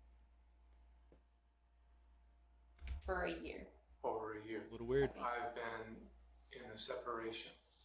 From who? From my wife and family. Ruby invited me to leave the home. While This dude's weird. I thought about the choices that I've made in my life and the way that I've treated her. And did you ever try to reach out to the kids, drop by the home, or was there? I honored the no separation boundary that we agreed to. Weak, man. Weak, dude. I don't give a shit. Like, I have a son who's a year and a half, and I'm about to have a daughter in August. And when I'm telling you, nothing, absolutely nothing, would keep me away from seeing my kids. I mean that with my soul, my heart, everything I hold dear. I mean that shit. Weak man for having 6 whole children and just being cool with not seeing them. Fuck that guy. When was the last time you saw Ruby? The last time I saw her was the 18th of this month. We met she requested me to sign over vehicles, or the titles to the vehicles. The vehicle that she drives were all in my name. When's the last time you physically saw Russell or Eve? The day that I moved out, July 24th, 2022. So my job is to financially provide for them. I was trying to figure out like how much of a role No, do you your job was to be a dad. My bad, I ain't gonna rant. I'll let this play out. play in the caretaking of You know what I mean? I'm specifically of those two kids? trying to chat my shit. I pay the bills. Okay. With my job, I provide the money, goes into a shared bank account, and that's my only involvement. As the conversation went on, Kevin seemed to be just as in the dark as the investigators. Who lives in that home with your, is it ex-wife? Is it currently a separated wife? Like, who lives in that home with your children? To be honest, I don't know. I know that she's there with 4 of the children, and our 2 older children have moved out. This likely came as a shock to investigators. If there were 4 Frankie children still living at home, that meant they weren't just missing Julie, but another one of Russell's teenage sisters, Abby. Before launching into a frantic search, the detectives decided to finish talking to Kevin, hoping he could give them an idea of where to look for the girls. As the conversation went on, though, Kevin's story only got stranger. Who's this female Jody that your wife lives with? Do you know a female named Jody? She is a therapist and a life coach, and she's... Do you respect her? Do I respect her? Yeah, I think she's a very honest, truthful person, yes. Okay. Is your wife a partner of hers? Is your wife a roommate with her? Your kids are living in her house is what I'm trying to say. I'm not aware of that, but I know that they've been in business for the last year filming, so every week a podcast goes up and I listen to it. What's the name of it? Connections with an X. This would explain the film set discovered in Jody's house. As it turned out, Jody and Ruby both had a significant following on Instagram and YouTube. Jody was a therapist, and her accounts focused on counseling and family dynamics in alignment with the Church of Latter-day Saints, of which she and Ruby were both members. She called her program Connections and had written several books sharing her methods, and even taught online Zoom classes on the topics of family health and harmony. Ruby, meanwhile, created more slice-of-life content, cataloging daily life with her family as members of the Mormon faith. Her main platform was a YouTube account titled 8 Passengers, supplemented with an Instagram. I'm sorry, bro. I don't have any respect for people who exploit their children for monetary gain. Growing up, I'm sure a lot of y'all can relate to watching like kids on Nickelodeon. You know what I mean? Drake and Josh, Sweet Life of Zach and Cody, stuff like that. You know what I'm saying? Disney, Nickelodeon type shit. And I feel like it gave us all kind of a weird, messed up perception while we were all growing up, because it seems like the life to live. Like, bro, living on a cruise ship, fucking being a rich child, being able to go do this and that, you know what I'm saying? It messes kids up. You heard old boy who walked up, he's like, hey, mom, can I help you make some money? I want to make some money, blah, blah, blah. Messes them up. Kids don't need to know about money. They should talk about, like, Paw Patrol, Legos and shit. You know what I mean? Games, video games, if they play games. These people, I feel like her being a life coach and a family therapist and all this extra shit just really adds more fuel to the fire of these people just being weird. Weird as hell. You know what I'm saying? Just as the genre. You know what I'm saying? Not to say all of them act like this, but if you're a life coach and a therapist and you write books and you have a podcast talking about how to raise kids, but you duct tape your children with chains and fucking cayenne pepper and honey mixes, what the shit? What the hell? I don't, like, you know what I'm saying? Humans. Terrible humans. Burn them. Under the same name. In due time, the police would learn Terrible. that the content made by Ruby and Jody had become unimaginably twisted behind the scenes. Are you involved with their business efforts, or no? And were you involved in the 8 Passengers account with your family? Yes. I was in the videos. And Recently, Ruby's online presence had undergone a shift. Weird. What a weird close-up. What the hell? What the hell, Explorer? That creeped me out. that lady is fucking weird. And you just plastered her in 4K 1080p on my screen. She rebranded to Truth Mom, but began focusing less on her own channel in favor of working with Jody on connections. You guys got a lot of heat for Moms of truth, but it's all a lie. But it's all a fucking sham. That's crazy. neglect and child abuse. A lot of people commented those things on there. Why were they commenting those things? Because people are not. That's a good question. We had a son who was acting out in very selfish behavior. Is this Chad or a different Yes, this was Chad. And, you know, none of this is strange or odd. You could get on YouTube and find out all sorts of stuff on this. Eventually, Ruby stopped posting on her private YouTube account altogether, which Kevin said eliminated 90% of the family's income. Her Strange. What are they at right now?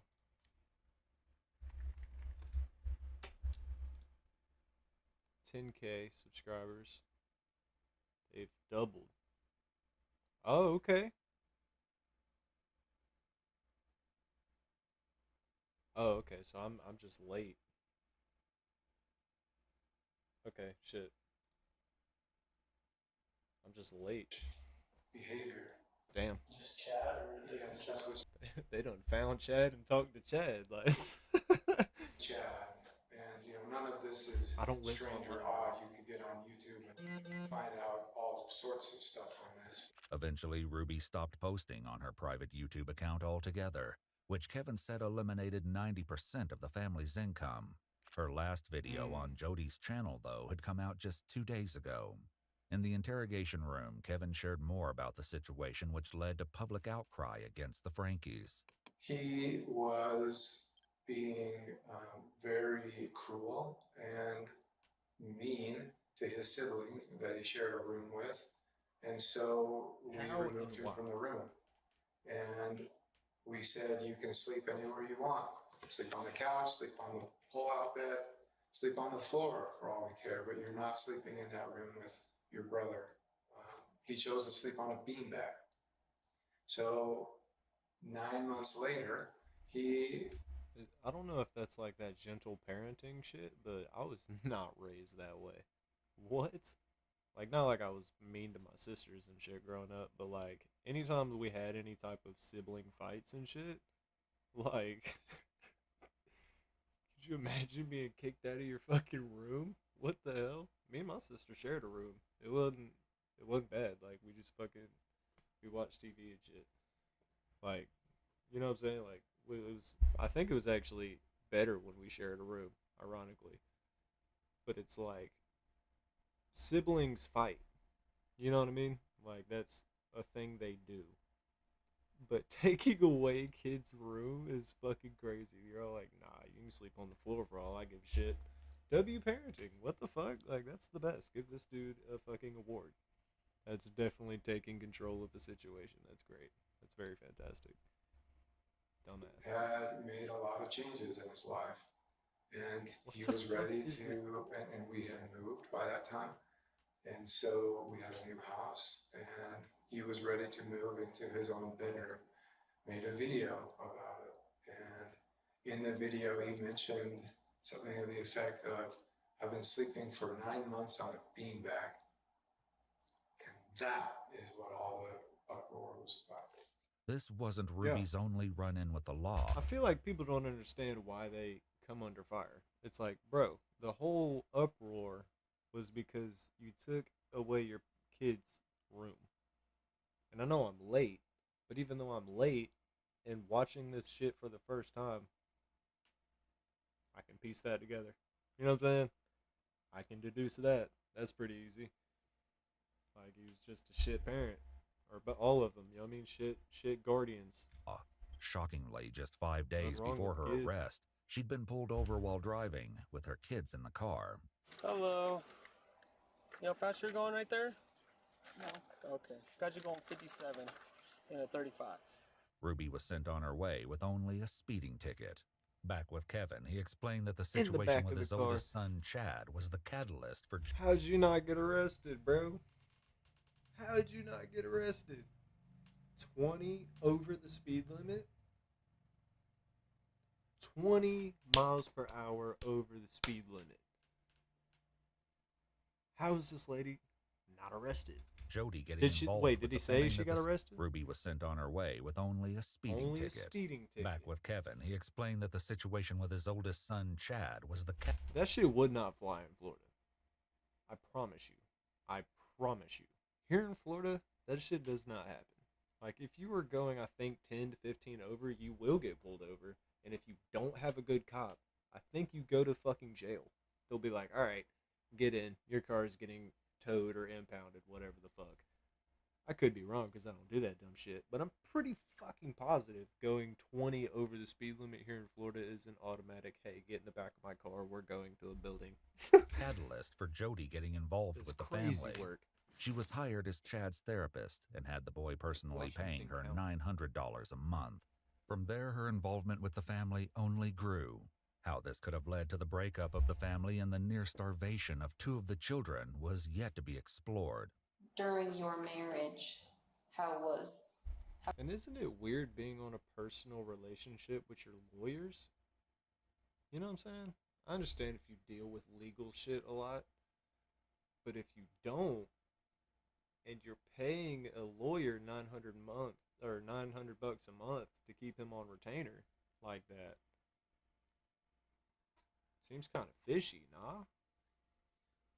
It's like you do illegal shit a lot, so you need this guy to come save you just in case you get caught with something. how is disciplining your kids? How would you discipline your kids? I don't know. I don't have a lawyer. Yeah, I'm not going to answer that question. Are you aware of the physical condition of your children? No. Dad. No, I've chosen to trust my wife with the children. That was part of the agreement of our separation. Kevin was about to learn the harrowing consequences this decision has caused. We received a phone call from 911 on our dispatch that a 12 to 13-year-old boy was knocking on doors in a neighborhood asking for food and water. So he had He had duct tape on his extremities, on his hands, on his ankles, and those were covering rope burns that were used to tie him down. Take a second and think about what I just said. That's the condition of your son.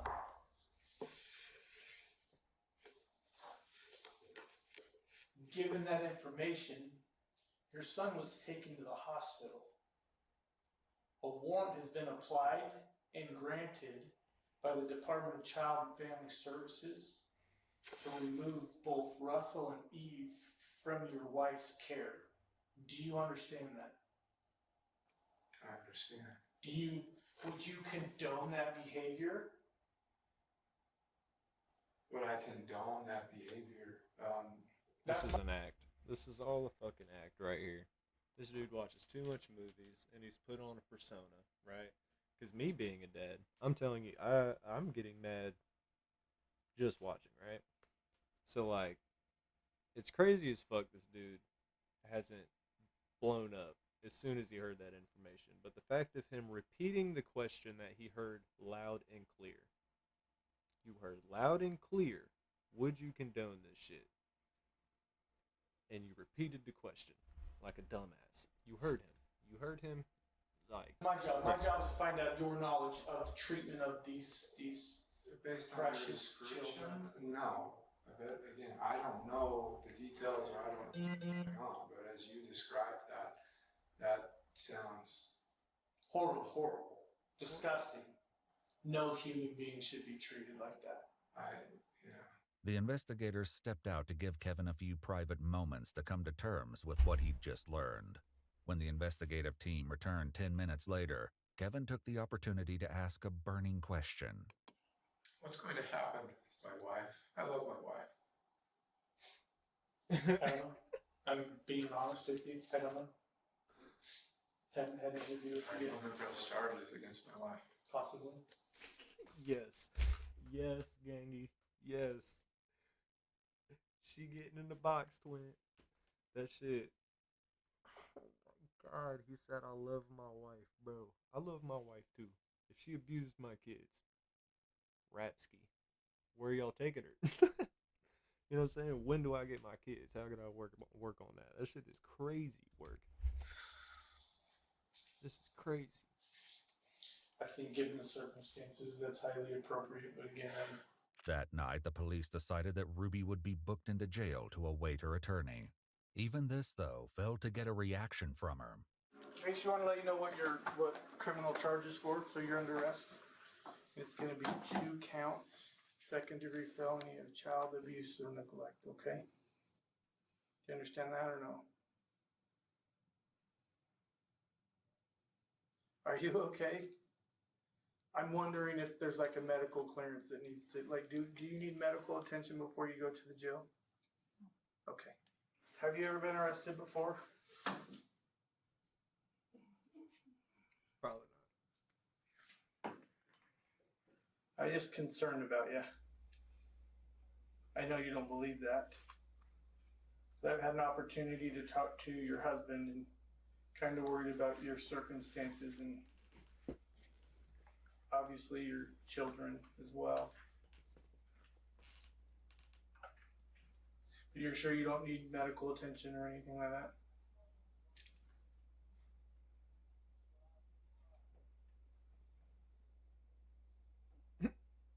Jody, too, was escorted to a police car to be transported to jail facing the same charges.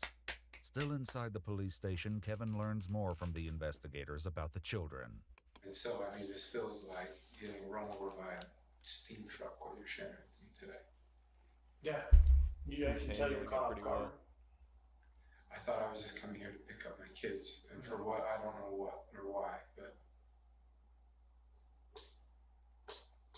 And I was planning on taking them back with me. Everything you're sharing to me just sounds like a made-up story. Like, I have no idea what you're talking about. Like,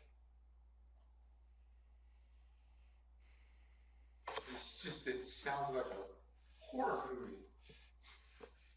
It is. And you're living it. You're living it, bucko. Wake up. And what you're sharing with me just feels like a sucker punch. I feel responsible. Separating, leaving. It hurts. I know you're all doing your jobs.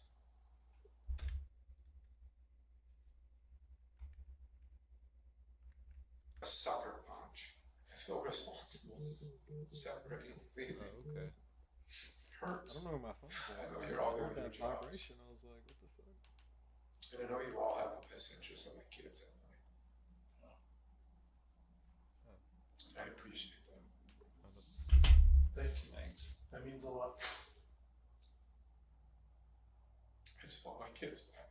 I want my family back. I want my wife back. It was doubtful either Ruby or Jody would be getting out of jail anytime. What is this? The fuck is this? Anybody know? Like, I know it's a Band-Aid, but like... Soon. Jody grappled with this through the lens of religion while speaking with a friend she called from the county jail. And I don't know if I'm going to be like some kind of example, but when I get out of here, I have a story to tell, and I'm going to try to do everything I can to protect the children, because that's what's happening, is that kids are being just horribly abused. So I have just been begging him, like, you've got to explain this to me. Like, I cannot logically figure out what's going on here. I mean, I should be here. I haven't done anything wrong. Ruby, too, made some equally baffling claims during her jailhouse phone calls. But the most upsetting thing is that I am completely misunderstood.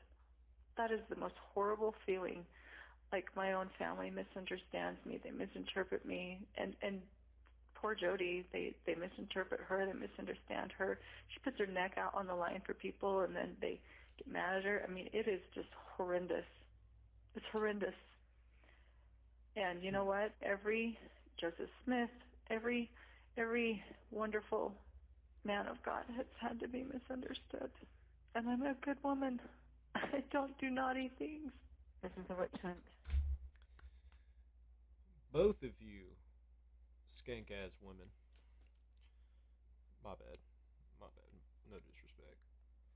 Both of you women chained up kids, literal children,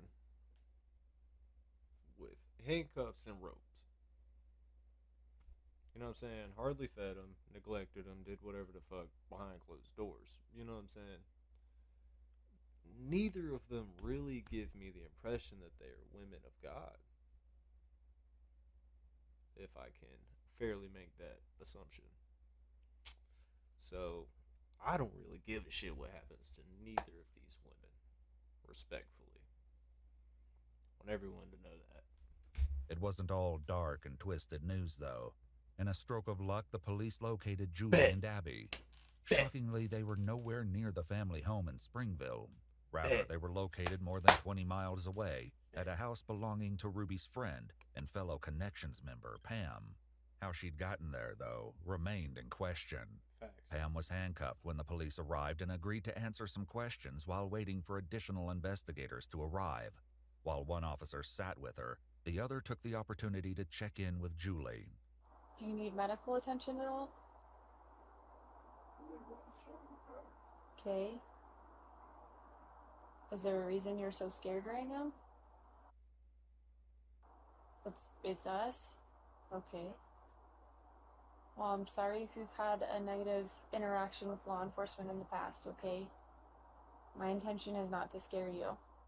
Do you go to school? Down the driveway, Pam was unhandcuffed when investigators arrived from Springville. She told them that she'd received a call from Ruby asking her to pick up two of her daughters while she dealt with a family emergency. Up until this point, the officers were under the impression that it was only Julie at the house, but Pam clarified that her older sister, Abby, was also there. Thankfully, neither she nor Julie appeared to be in physical distress like Russell or Eve. Julie and Abby appeared hesitant to go with DCFS representatives when they arrived, but were safely taken into custody to await the outcome of the investigation. The uncertainty over Abby and Julie's whereabouts had been answered, but so many questions remained. First and foremost, the quandary of what could have happened to leave Russell and Eve so frail and traumatized. Kevin returned to the police station with his lawyer for a second interview. The additional details he was about to share were nothing short of astonishing. Have you found the pen mind-blown, papers? I ain't gonna lie. The pen papers. So it described all of the visions and trances and everything that Jody and Ruby went into. How thick would you say it was? It was like 3 inches thick or so. And there were hundreds of pages of written documents. It's something Jody would not want found. Yeah. But she wouldn't want to destroy it. Because we do have Ruby's journal, which is from those dates that you mentioned. These things are going to be so... The stuff she wrote in the pen paper, she would not write in her journal. The stuff she wrote in the pen papers was not intended to be read by anybody until God would decree them to be written as scripture for the whole world to read. Okay. I believe that's what we have. It wasn't certain whether the document... I feel, and I don't mean to step on like any toes, right? You know what I'm saying? Everybody can follow their religion the way they want. I just feel like some people kind of take it to a certain extreme. You know what I mean? It's like, fuck. I don't know. Documents found by the police were actually Ruby's pen papers, or just a journal. Regardless of what they were called, the contents revealed a wealth of heinous secrets. On July 10th, 2022, Ruby wrote, "Eve and Russell have been in so much deviant behavior they won't control their bodily functions. I never would have suspected the cold, dead heart Russell has." Ruby echoed these sentiments in one of the phone calls she made from jail. Adults have a really hard time understanding that children can be full of evil and what that takes to fight it. According to the journal, Russell and Eve were locked in closets, made to do physical labor, wall sits, jump on a trampoline, stand out in the rain, and carry heavy boxes up and down the stairs for hours on end. Okay. This shit is ridiculous.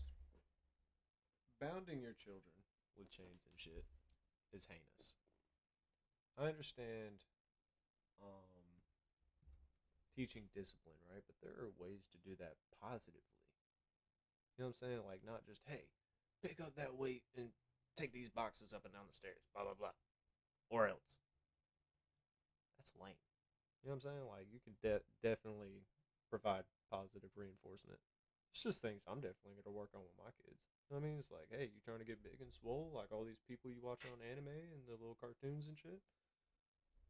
You got to go to the gym. Gotta lift weights. You know what I'm saying? Let's lift weights. Type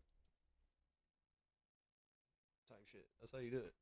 I feel like these people are unhinged. When Eve slipped and fell while carrying the boxes, Ruby accused her of doing so on purpose and then shaved her head as punishment. And this was just brushing the surface of what the children endured. I've never had a kid quite like Eve, but she does not like to sit and listen. I don't know if that's just her personality and she just needs me to be more strict with her than what was required with some of the other kids, or if she is displaying hyperactivity tendencies. So I'm gonna try to figure that out today. I honestly don't know which way it's gonna go. She knows that I mean it and I'm gonna carry through with it. If she absolutely is not capable, then I'm going to maybe take further measures to figure out if there's hyperactivity tendencies going on, or if she stays and she's really good and she listens, then it probably just means she needs a little bit more of a strict routine with her. According to Kevin, the fight against so-called evil had not originated with the children. In fact, the downward spiral had begun more than a year prior under some very strange circumstances. We went out to like a dinner afterwards, and that's where Jody really opened up to the women in a private conversation that she believed she was being tormented and haunted by shadow figures every night. What? And bro, you're telling me you did all this shit to your kids, to the kids, right? Because you were haunted by the shadow man? The fucking shadow man, right? We all know, huh? Oops, damn. I'm the shadow man. No? Nobody? Shadow man, I sneak and I... So you got haunted by this guy. You took it upon yourself to fucking hurt children. We went out to like a dinner afterwards, and that's where Jody really opened up to the women in a private conversation that she believed she was being tormented and haunted by shadow figures every night. And that was spooky. Ruby also revealed that Russell and Eve still sometimes failed to control their bodily functions. She presented this as a method by which they defied her. Back with Kevin, he alleged that Jody's experiences had rapidly grown more intense. She was walking along the beach with Jesus, and Jesus challenged her to go walk on the water, and it was a whole lesson on walking on the water. And that was still just the tip of the iceberg. The more investigators read of Ruby's journal, the more depraved the story became. Tuesday, big day for evil, she wrote on July 11th. All night, Eve screamed and cried and hit her head on the tile floor. Today, Jody confronted her. Eve admits to putting on a show for her mother. Eve said she wants to be pitiful. When the investigators read on and learned what torment Eve had endured to reach this level of desperation, they likely didn't know whether to be enraged or heartbroken. Jody mentioned her experiences with what she called the spirit in one of her jail phone calls. When I feel the spirit, I have two physiological reactions. I get really like shaky, like I'm shivering, like I'm cold, or I feel heat, like I have a fever run through me. It felt like I was burning up, and I was just shaking with gratitude, like, here's your answer. Here's what this is.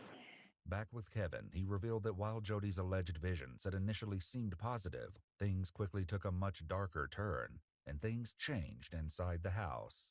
there was a lot of satanic ones. When she would go into possession mode, she would talk in like different voices. It was really creepy. But the voices would say, she's ours, we're not letting go. She is Satan's bride. She's mine. Ooh. I'm going to marry her. If she was faking it, she believed that Satan wanted her as her bride. The journal revealed that Eve experienced horrific punishments. This is the day Eve anticipates breaking her 2-day fast, Ruby wrote. I let Russell know she has hardened her heart and will do one more day of fasting to invite her to humble. Eve flips out and begins ranting. All day, Eve makes rhymes about my mom starves me and calls it fasting. In his second interview, Kevin continued his description of what it was like. Bro, this kid's gonna start a rap career. I'm talking about my mom starves me and calls it fat. Bro, like, that was a bar from a child. An actual bar. You know what I'm saying? Like, dude, unhinged. Throw these women away. They're defected.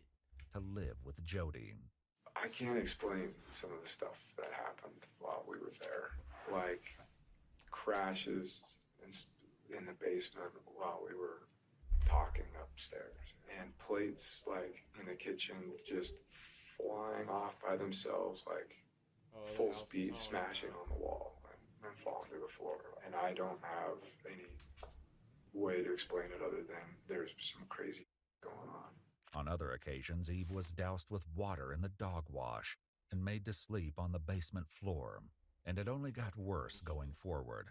Kevin, too, said that back in 2021, the situation with Jody took a similar downward trajectory as she became increasingly entwined with his family. But it reached the point where in August, her bishop at the time, he's not her bishop anymore, but I mean, he was going over there every night. And he'd be there for like 4 hours. And he'd be like, I'm fighting evil spirits. I'm casting demons out. I'm crazy stuff going on. And finally he got to the point where he's like, I can't do this anymore. Like, there needs to be some sort of resolution. After the bishop left, the first attempted fix was for Jody to move in with another family involved with connections. The opinions Kevin shared about what happened with that family reflect only his beliefs, and we have not been able to verify them. According to that, after 6 weeks and trying to seduce the husband of the family, they kicked her out. While there was no way to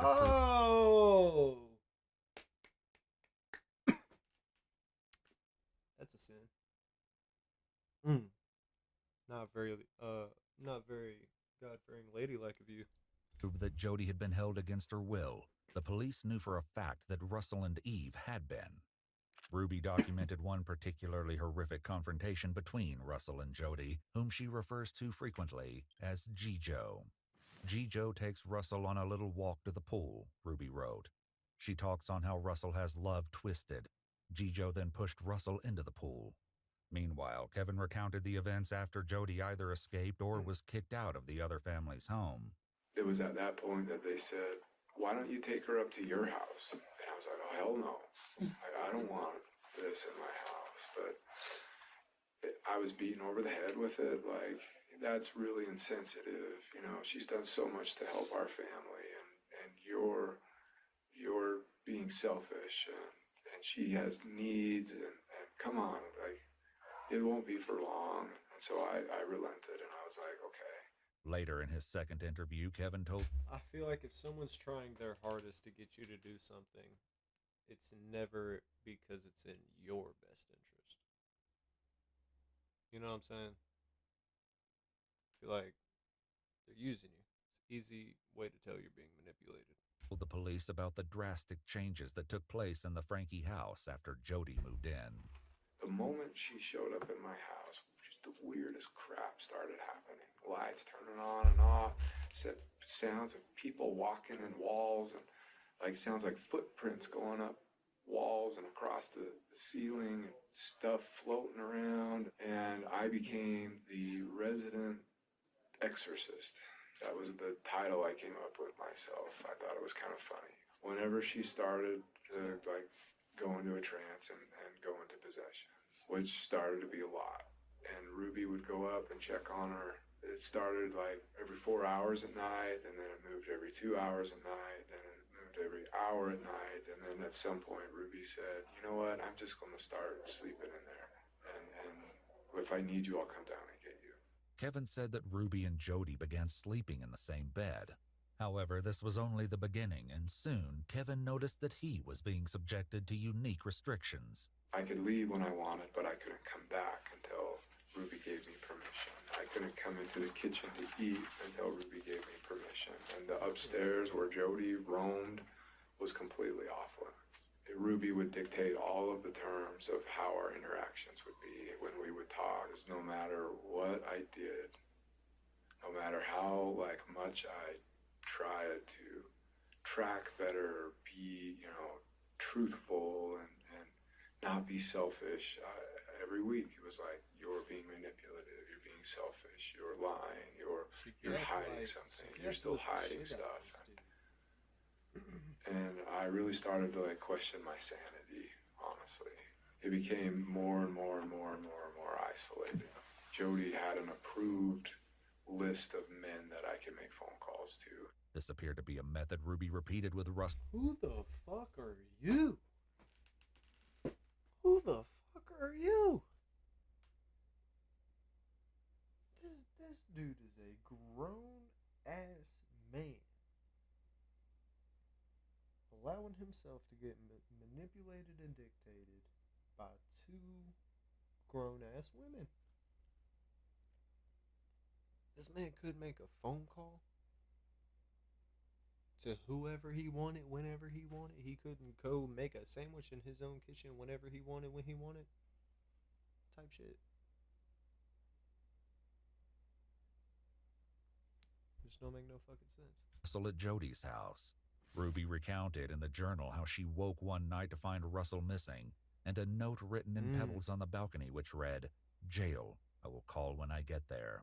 Panicked, Ruby said she and Jody searched the house, then got in their cars and began driving around looking for Russell, which Ruby described as racing the devil. They brought him home. Disturbingly, she went on to describe the concession of letting Russell sleep in a bed and feeding him a full meal the next day as like stitching up a patient knowing you didn't get all the cancer out. Okay, look at me. Don't say help anymore. You just said it. Yeah, so I'm very clear what I'm talking about. Don't say that again. Do you understand? Because next time you won't be smiling on your face. Kevin explained that the situation never improved as everyone tried to appease Jody and Ruby. So I was completely cut off. If I went to my church leaders, I was seeking enablement. If I went to my family, I was seeking enablement. If I went to anybody, I was seeking enablement. I felt trapped. And that's where I was all the way up until the last week of July, when Jody called me one day out of the blue and just said, I don't understand why you're not getting it. While everything the police had learned so far was certainly horrific, they would soon realize that it almost got unimaginably worse for the children. Based on the journal entries, the authors... Who the fuck lives in a damn canyon like this? Did you see that shit? If this is their house, who the fuck lives in the Grand Canyon like this? Is that it almost got unimaginably worse for the children. What the hell? Based on the journal entries, the authors believed that the children's bodies needed to be engaged in painful good work as punishment. Just as Ruby and Jody set out to look for rural land in Arizona for the Frankie children to work, Ruby got a text. I found the land. As the move to Arizona loomed dangerously closer, it became obvious that the women wanted the pair to choose punishment over respite. In an emotional phone call made from her jail cell, Jody had this to say on the topic. Nobody wants the truth. Nobody wants the truth. Nobody wants the truth because these kids, I told Doug, I woke up, the spirit told me, it's all the devil. I mean, you've seen him, and he uses these kids, and he uses all of us as the adults, the parents that don't hold the kids accountable. So now it's abusive to make a kid sleep on the floor. It's abusive, or it's abusive to, that's ridiculous. You can't even raise your kids anymore. This was the It's sort of... not abusive to to, okay, hold on. It's a bit neglectful to make your kids sleep on the floor. You see what I'm saying? Like, I'm taking your bed. You're sleeping on the floor. That's fucking weird. But if a kid wants to have a movie night or some shit, make a little pallet on the floor, watch a movie like I'm sure all of us have as kids. That makes sense. Wanting to sleep on the floor, but making your kids sleep on the floor is fucking weird. Of stance Jody put forth through her program, Connections. At its peak, her Instagram had over 10,000 followers, leaving the police to wonder just how many other children might have suffered the ramifications of her influence. Later, in the midst of the investigation, Kevin continued his story of his family's breakdown. So that separation continued all the way up until the holidays, maybe. And then Ruby ended that separation. Jody went home the second week of January. But by that time, like, Ruby, Pam, and Jody were completely determined to do this work that they felt God had for them. I thought it was crazy. Like, I thought it was just that crazy. When talking with Kevin, the police learned just how far Ruby was willing to go to pursue her work with Jody. She wanted to legally, like, work with Jody's attorney to give Jody 8 passengers and become an employee of Connections. Basically, the contract was Ruby gives Jody everything and Ruby gets nothing in return. Our YouTube manager at the time was like, red flags. Like, I don't know how to tell you. She is scamming you. Ruby fired him. Regarding this issue of Ruby and Jody's business entanglement, Ruby made some interesting claims in one of her calls from jail. In fact, she seemed to be changing her attitude towards Jody entirely. Jody Hildebrandt never was my business partner, nor was I ever her employee. I never received wages from Connections or Jody. In 2019, I hired her as a counselor for my son, and then in 2020, I paid her to be my mentor. She's a whirlpool. She just pulls you. Regardless of any No, legal... you're easily manipulated. You know what I'm saying? You fell right into the fucking palm of her little grubby, chubby-fingered hands. Like, no other way around it. You know what I'm saying? You did that shit. Legal business arrangements, finances became an increasingly central component of the travesty that befell the Frankie children. This became clear when police continued reading Ruby's journal and gained further insight into the disturbing reasons she and Jody were looking into moving to Arizona. Jody and I took Eve out into the desert, Ruby wrote. She went out into the heat, barefoot. Eve still tried to run. She screamed for another family, water, food, care, love. Oh, Eve, a manipulative ploy. Ruby's journal entry about taking Eve to the desert became even more heartbreaking. Apparently, it was only after Eve collapsed on the road exhausted that Ruby took her home, but not for long. The very next day, Ruby, Russell, Eve, and Julie all returned to the desert. For the next 3 days, the children were made to weed and tidy a cemetery on a nearby Native American reservation. They were not allowed to wear shoes or gloves, despite the fact that there was broken glass and thorns everywhere. At one point, Russell became so desperate to escape the heat that he stuck his head in the toilet. Footage of this suffering was captured by a local, who explained in no uncertain terms to Ruby that she was not welcome there, and that she would be filing a police report. This, Ruby wrote in her journal, was a sign that the devil does not want us to take Russell and Eve out of society. Apparently, relocating to Arizona was their chosen method of avoiding further unwanted attention. One has to wonder how long the plan to get to Arizona was in process, though, based on an interaction Kevin mentioned happened before the separation. Ruby started threatening me with another separation. And just like, this isn't about money, this is about doing God's work. So we continued in that dynamic for the next 6 or 7 months until she went on a trip with Jody and Pam down to Arizona. And I think they, like, when I read her journal, she went into Mexico or something and bought drugs or something, like prescription drugs for the emergency kits. And when she came back from that trip, before she even brought the bags into the house, she pulled me in and said, I want to talk with you, and that's when she asked me to leave.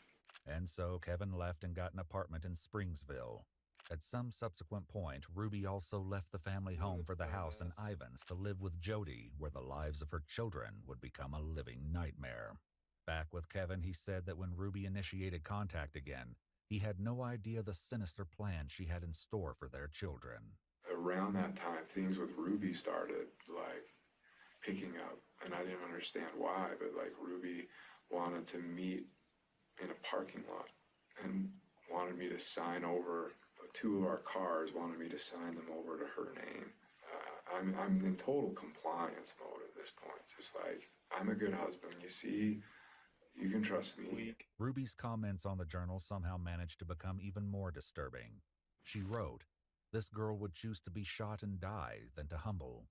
Even that wasn't the most disturbing part, though, because after locking Eve in the closet overnight, they decided to treat her injuries from the cactus.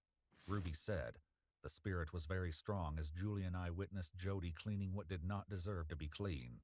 Kevin continued his story, discussing the moment he found that his family had disappeared to live in Ivans, leaving their own house empty. But when I returned to the house, everything was packed up, and a neighbor came over and said she asked for the HOA rules and mentioned to him that she wanted to rent the house out. Which I was like, are you kidding me? And apparently she wanted to sell the house, but couldn't because my name was on the mortgage. In another jail call, Ruby revealed that the Arizona scheme had gotten further along than anyone yet knew. One shudders to think what could have happened if Russell hadn't escaped before the move. I pulled the money, and I have it in a bag. With you? Do the police have it?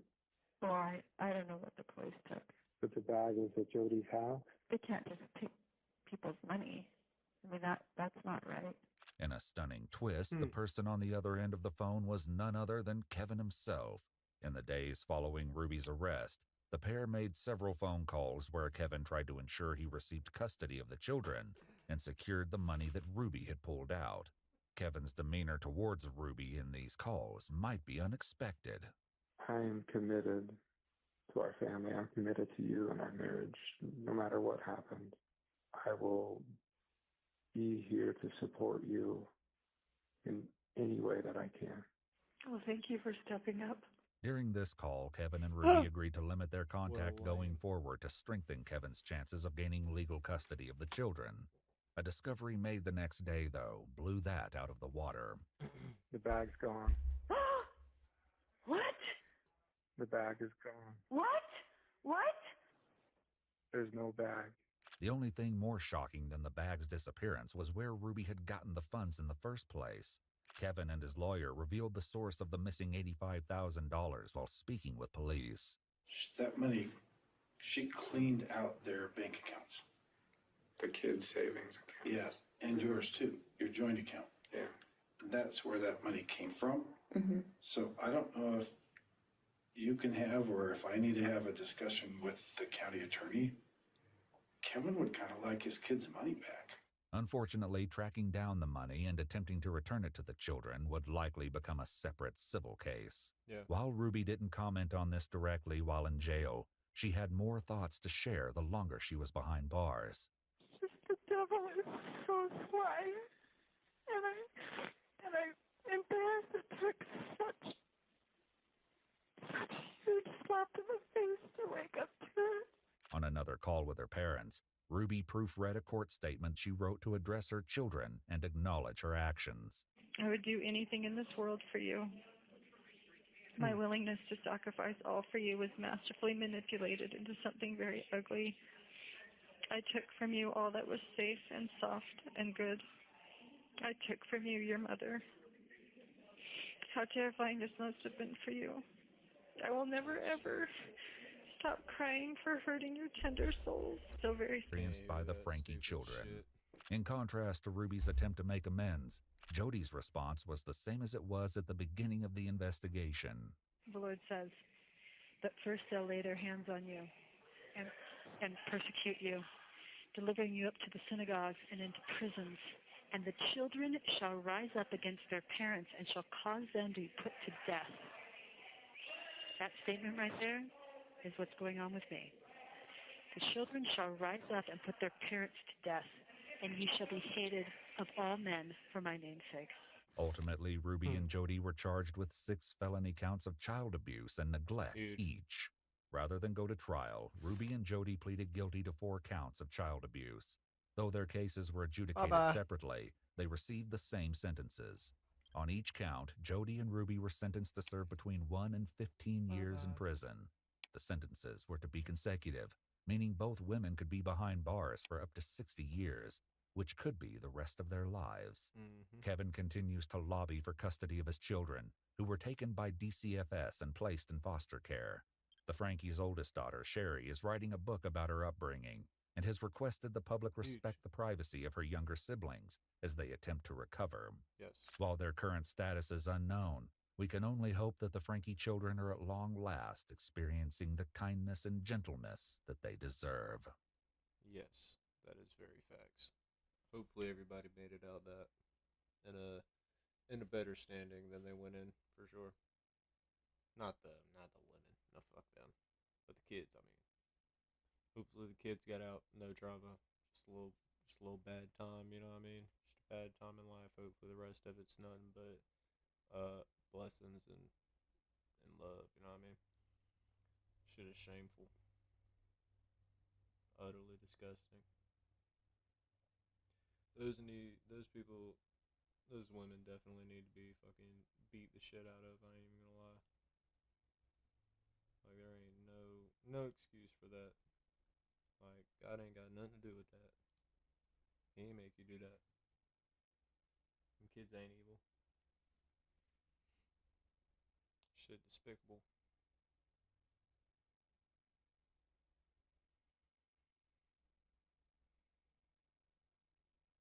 I be forgetting when I'm on stream I can't like click on the ones that I kind of want to, you know what I mean? I gotta find some shit that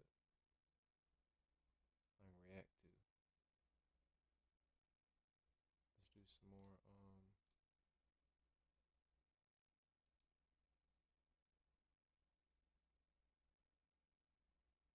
what the fuck?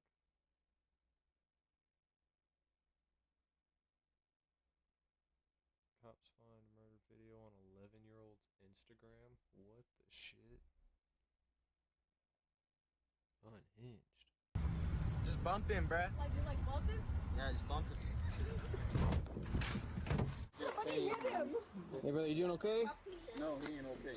In the early morning hours of May 29th, 2024, a cyclist is murdered in a brutal hit and run. With no leads, the case goes cold until a shocking video of the incident surfaces on Instagram, posted by an 11-year-old child.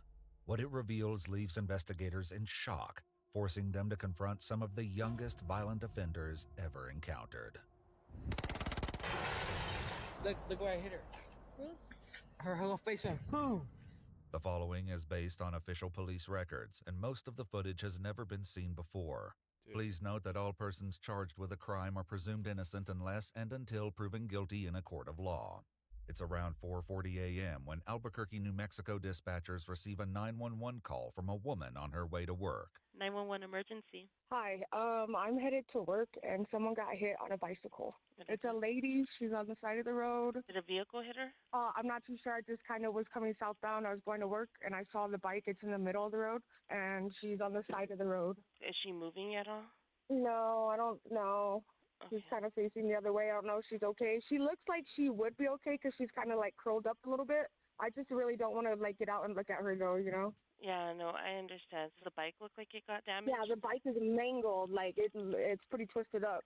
Oh, sorry. I don't want to leave the comfortability of my vehicle to ensure the safety of another human being because I'm selfish and that would make me uncomfortable. So I'm calling y'all, wasting time that this woman can definitely be saved if she's in traumatic injury. You know what I mean? Like, I'm just going to call y'all so y'all can deal with it. Apparently that lady's got better shit going on. Though the caller first described the victim as female, police arrived to find an older male lying in the street, and it's clear his injuries are severe. You guys see what happened? No, I passed you there first. She just came. Hey, brother, you doing okay? No, he ain't okay. He ain't okay. They got cameras right there. So He's bleeding pretty good out of his head. I'm gonna go try and block out that side of the street. Yeah. Yeah, I passed through there about 10 minutes ago, and then she came, and then he came. Okay, so you didn't see what happened though, man? You just kind of saw them? I was the bike in the road. Look, we got that right there. Okay. So, whoever did this, and that's how I knew somebody was here, because I was like, yeah, like the bike kind of laying there with. Yeah, and then I hope he make it, man. Yeah. So none of you guys actually saw what happened? You guy. just drove up on him? Subject's unconscious. He's breathing but not responding. Thank God he had this helmet on. He's breathing, but he doesn't respond really well. An employee badge found in the male's belongings identifies him as 63-year-old Scott Habermel, who is urgently rushed to the hospital for life-saving treatments. Meanwhile, officers began surveying the scene in an attempt to piece together what may have happened. I think it might have happened over here, because I saw the shoes behind that guy that stopped, his shoes up over there. Jesus, man, he must have got nailed. God damn, I know. I mean, these bikes aren't made to take impacts before. Yeah, but I mean, like, he's throwing his shoes that far? Yeah, like this one's back over here. I don't know where. I mean, there's like this tread mark, but that doesn't look new. It's like this one kind of. So it almost looked like he could have gotten like T-boned it, just clipped the back and just threw him, because that's just a weird. Just the way it happened looks really weird. Where that back tire broke, I bet he got rear-ended. Oh, crap, man. I mean, it broke like the entire rim. Well, I think it's just plastic, though. Oh, that's metal. That's straight up metal. These bikes are made to be so light. Yeah. Such light. Oh, yeah, it's just straight up metal. They're like racing. Yeah, the accomplishments. Police note the bicycle was equipped with 2 rear-facing flashing red lights and 2 forward-facing lights. Scott would have been visible despite it being dark outside. As they continue to comb the streets, they find more scattered evidence. Yeah, there's a little bit right here. I wonder if it happened maybe more back here and just flung him. So, I mean, there's like a hat right here. I don't know, man. Because I'm wondering if it happened back here then. That's pretty shit. That shit's fucking shameful, bro. All these damn kids trying to be famous on the damn internet, bro. Willing to risk people's lives for the sake of a couple likes and views, dog. Truthfully, it's fucking shameful. I don't condone that shit, none. Depends on how fast he was going in the car. It could just been like, you know, the kinetic energy just taking both of them. So there's other chunks of the helmet kind of by Andrew's car. Piece of the visor, and then a little chunk like in the middle of the intersection right there. So I'm wondering if he kind of got hit like at that intersection or in that area. There's a chunk of his helmet over here. Officers begin searching for local surveillance cameras that might give much-needed answers. One such camera is pointed directly at the intersection, but when they knock on the homeowner's door, they receive no response. It's a disappointing setback, but a later call to the Albuquerque Police Department sheds new light on the situation. Police Department Operator 4187, how can I help you? Yes, this morning I reported a hit and run on a bicyclist, and I actually have some more information. I was able to pull some video footage from the church that I work at, and we actually saw him getting hit, but it's a little grainy, but it might be helpful. Scott's bicycle light flashes between the trees just as the bright headlights of an approaching vehicle begin to close in. While it's difficult to see, the sound of the impact is unmistakable. Additional cameras capture the car speeding through the neighborhood, but the footage is too grainy to make out a license plate or even identify the make or model. At 7:25 a.m., just hours after the incident, a suspicious vehicle was found abandoned half a mile from the crime scene. One window is shattered, the ignition is visibly damaged, and the car, a silver Hyundai sedan, had been reported stolen. Damage to the exterior was found to be consistent with crashing into an unfixed object. Officers at the scene speak with the homeowner whose cameras face the intersection. He confirms they weren't recording. He was unconscious when we got here, but I mean, he was wearing a helmet, so if he lives, it's going to be because of that. He was still bleeding pretty good, but always wear your helmet. Hopefully. Unfortunately, the injuries were fatal. 63-year-old Scott Habermel sustained a skull fracture as well as multiple facial fractures, and the cause of death was listed as multiple blunt force injuries, and the manner of death was ruled an accident. Scott was a physicist with a PhD, and investigators learned he was on his way to work when the tragedy. Not gonna lie, bro. I'm gonna say it once. Fuck you, kids, bro. This man was a fucking. Man had a PhD, and y'all are a decade into life. And you fucking took this man's life from him, bro. That shit is fucking despicable. If you are watching, bro, don't do shit for clout. It's embarrassing. It's fucking cringe. Shit's not cool. Views don't make a fuck. I promise you. This shit is annoying as hell. Tragedy struck, with no witnesses to the crash itself, grainy footage, and no solid. He struck with a PhD, and Rip Scott, bro. For real. What was his last name? Habermel? Rip Scott Habermel, bro. For real, taken too soon. I don't give a shit what people got to say. That is fucking despicable. This man achieved quite a bit. Quite a bit, bro. Man was literally a physicist with a PhD. I don't know if those are even really the same fields, but he literally had like a doctorate in that field. I think is basically what a PhD is. I could be entirely wrong, but I didn't go to college. So he did what a lot of people don't. You know what I'm saying? These kids that did this shit, they're probably not going to go to college. So it just sucks. And the manner of death was ruled an accident. Scott was a physicist with a PhD, and investigators learned he was on his way to work when the tragedy struck. With no witnesses to the crash itself, grainy footage, and no solid leads, Scott's case is closed on September 24, 2024, pending new leads. It isn't until 9 months later, in February of 2025, that an anonymous tip reignites the case and changes everything.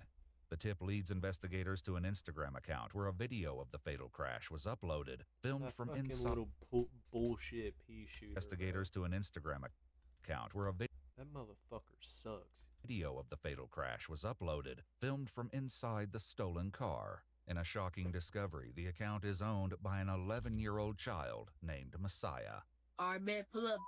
As investigators begin diving into his account, they find videos documenting a variety of crimes, from pranks targeting fast food workers. Cannabis. It's not just legal in 38 states. It's a $36 billion global. To a variety of thefts, including one video showing Messiah stealing a Ring camera from a residence.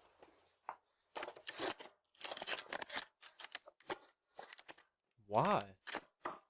Why?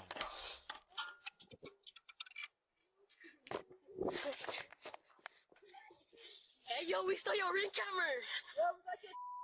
You boys. But these videos barely scratch the surface. Ah, Kia boys. Kia boys. I get it now. They fucking literally running around doing dumbass shit to try to blend, like, to fucking be in with the clique and shit. Of the deeply disturbing material they would uncover. I got that Glocky.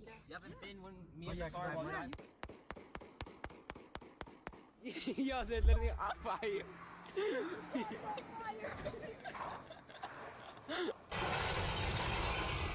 Dude, we just got free pizza. That's awesome. Yo, we smoked the key. Oh, someone shot at it? Kia, make your cars not as easy to break into, bro, and steal. Like, what the fuck? This is literally the best, like, propaganda against Kia. Yeah, do it again! Do it again! Messiah's Instagram records also contain screenshots of multiple people reporting the thefts, with one complaining about the lack of intervention from police. In the video depicting Scott's fatal crash, like, for real. 11-year-old Messiah can be seen in the front passenger seat, waving a gun. Two others appear as the camera shifts, 15-year-old William Will Garcia and 13-year-old Jonathan Johnny Overbay. The video, which will later be revealed, is deeply disturbing and sends investigators to visit Scott's wife Jamie, to deliver an update on her husband's case. You guys are going to have some questions. Hey, was this an intentional act against these people? Had no idea who Scott was. It was a ruthless, cold act. I'm very sorry to all of you that we have to meet under these circumstances, but we're going to get to the bottom of this. I just assumed from the get-go they would never find this person. And I didn't know if they were, what level of effort was being put forth to do it.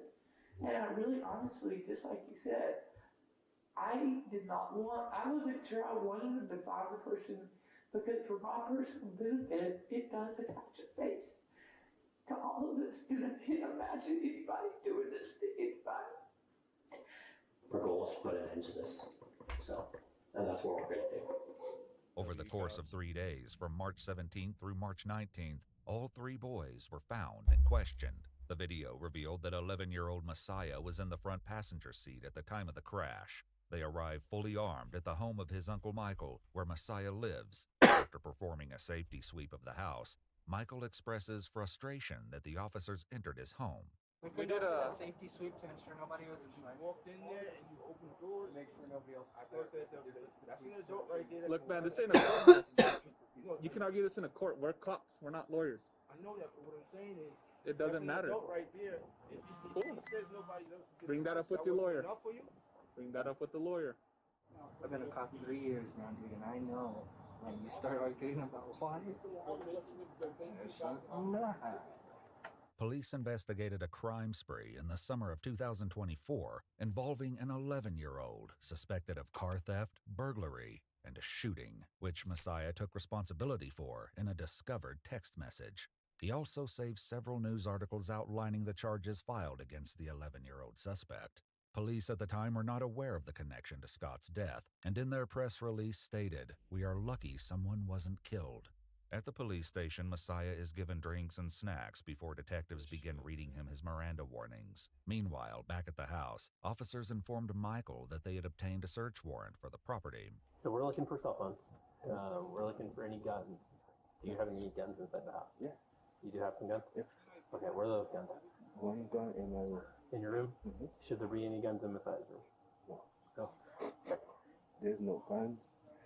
There's no car that killed the guy. No bike thieves, no souvenirs. So just search it.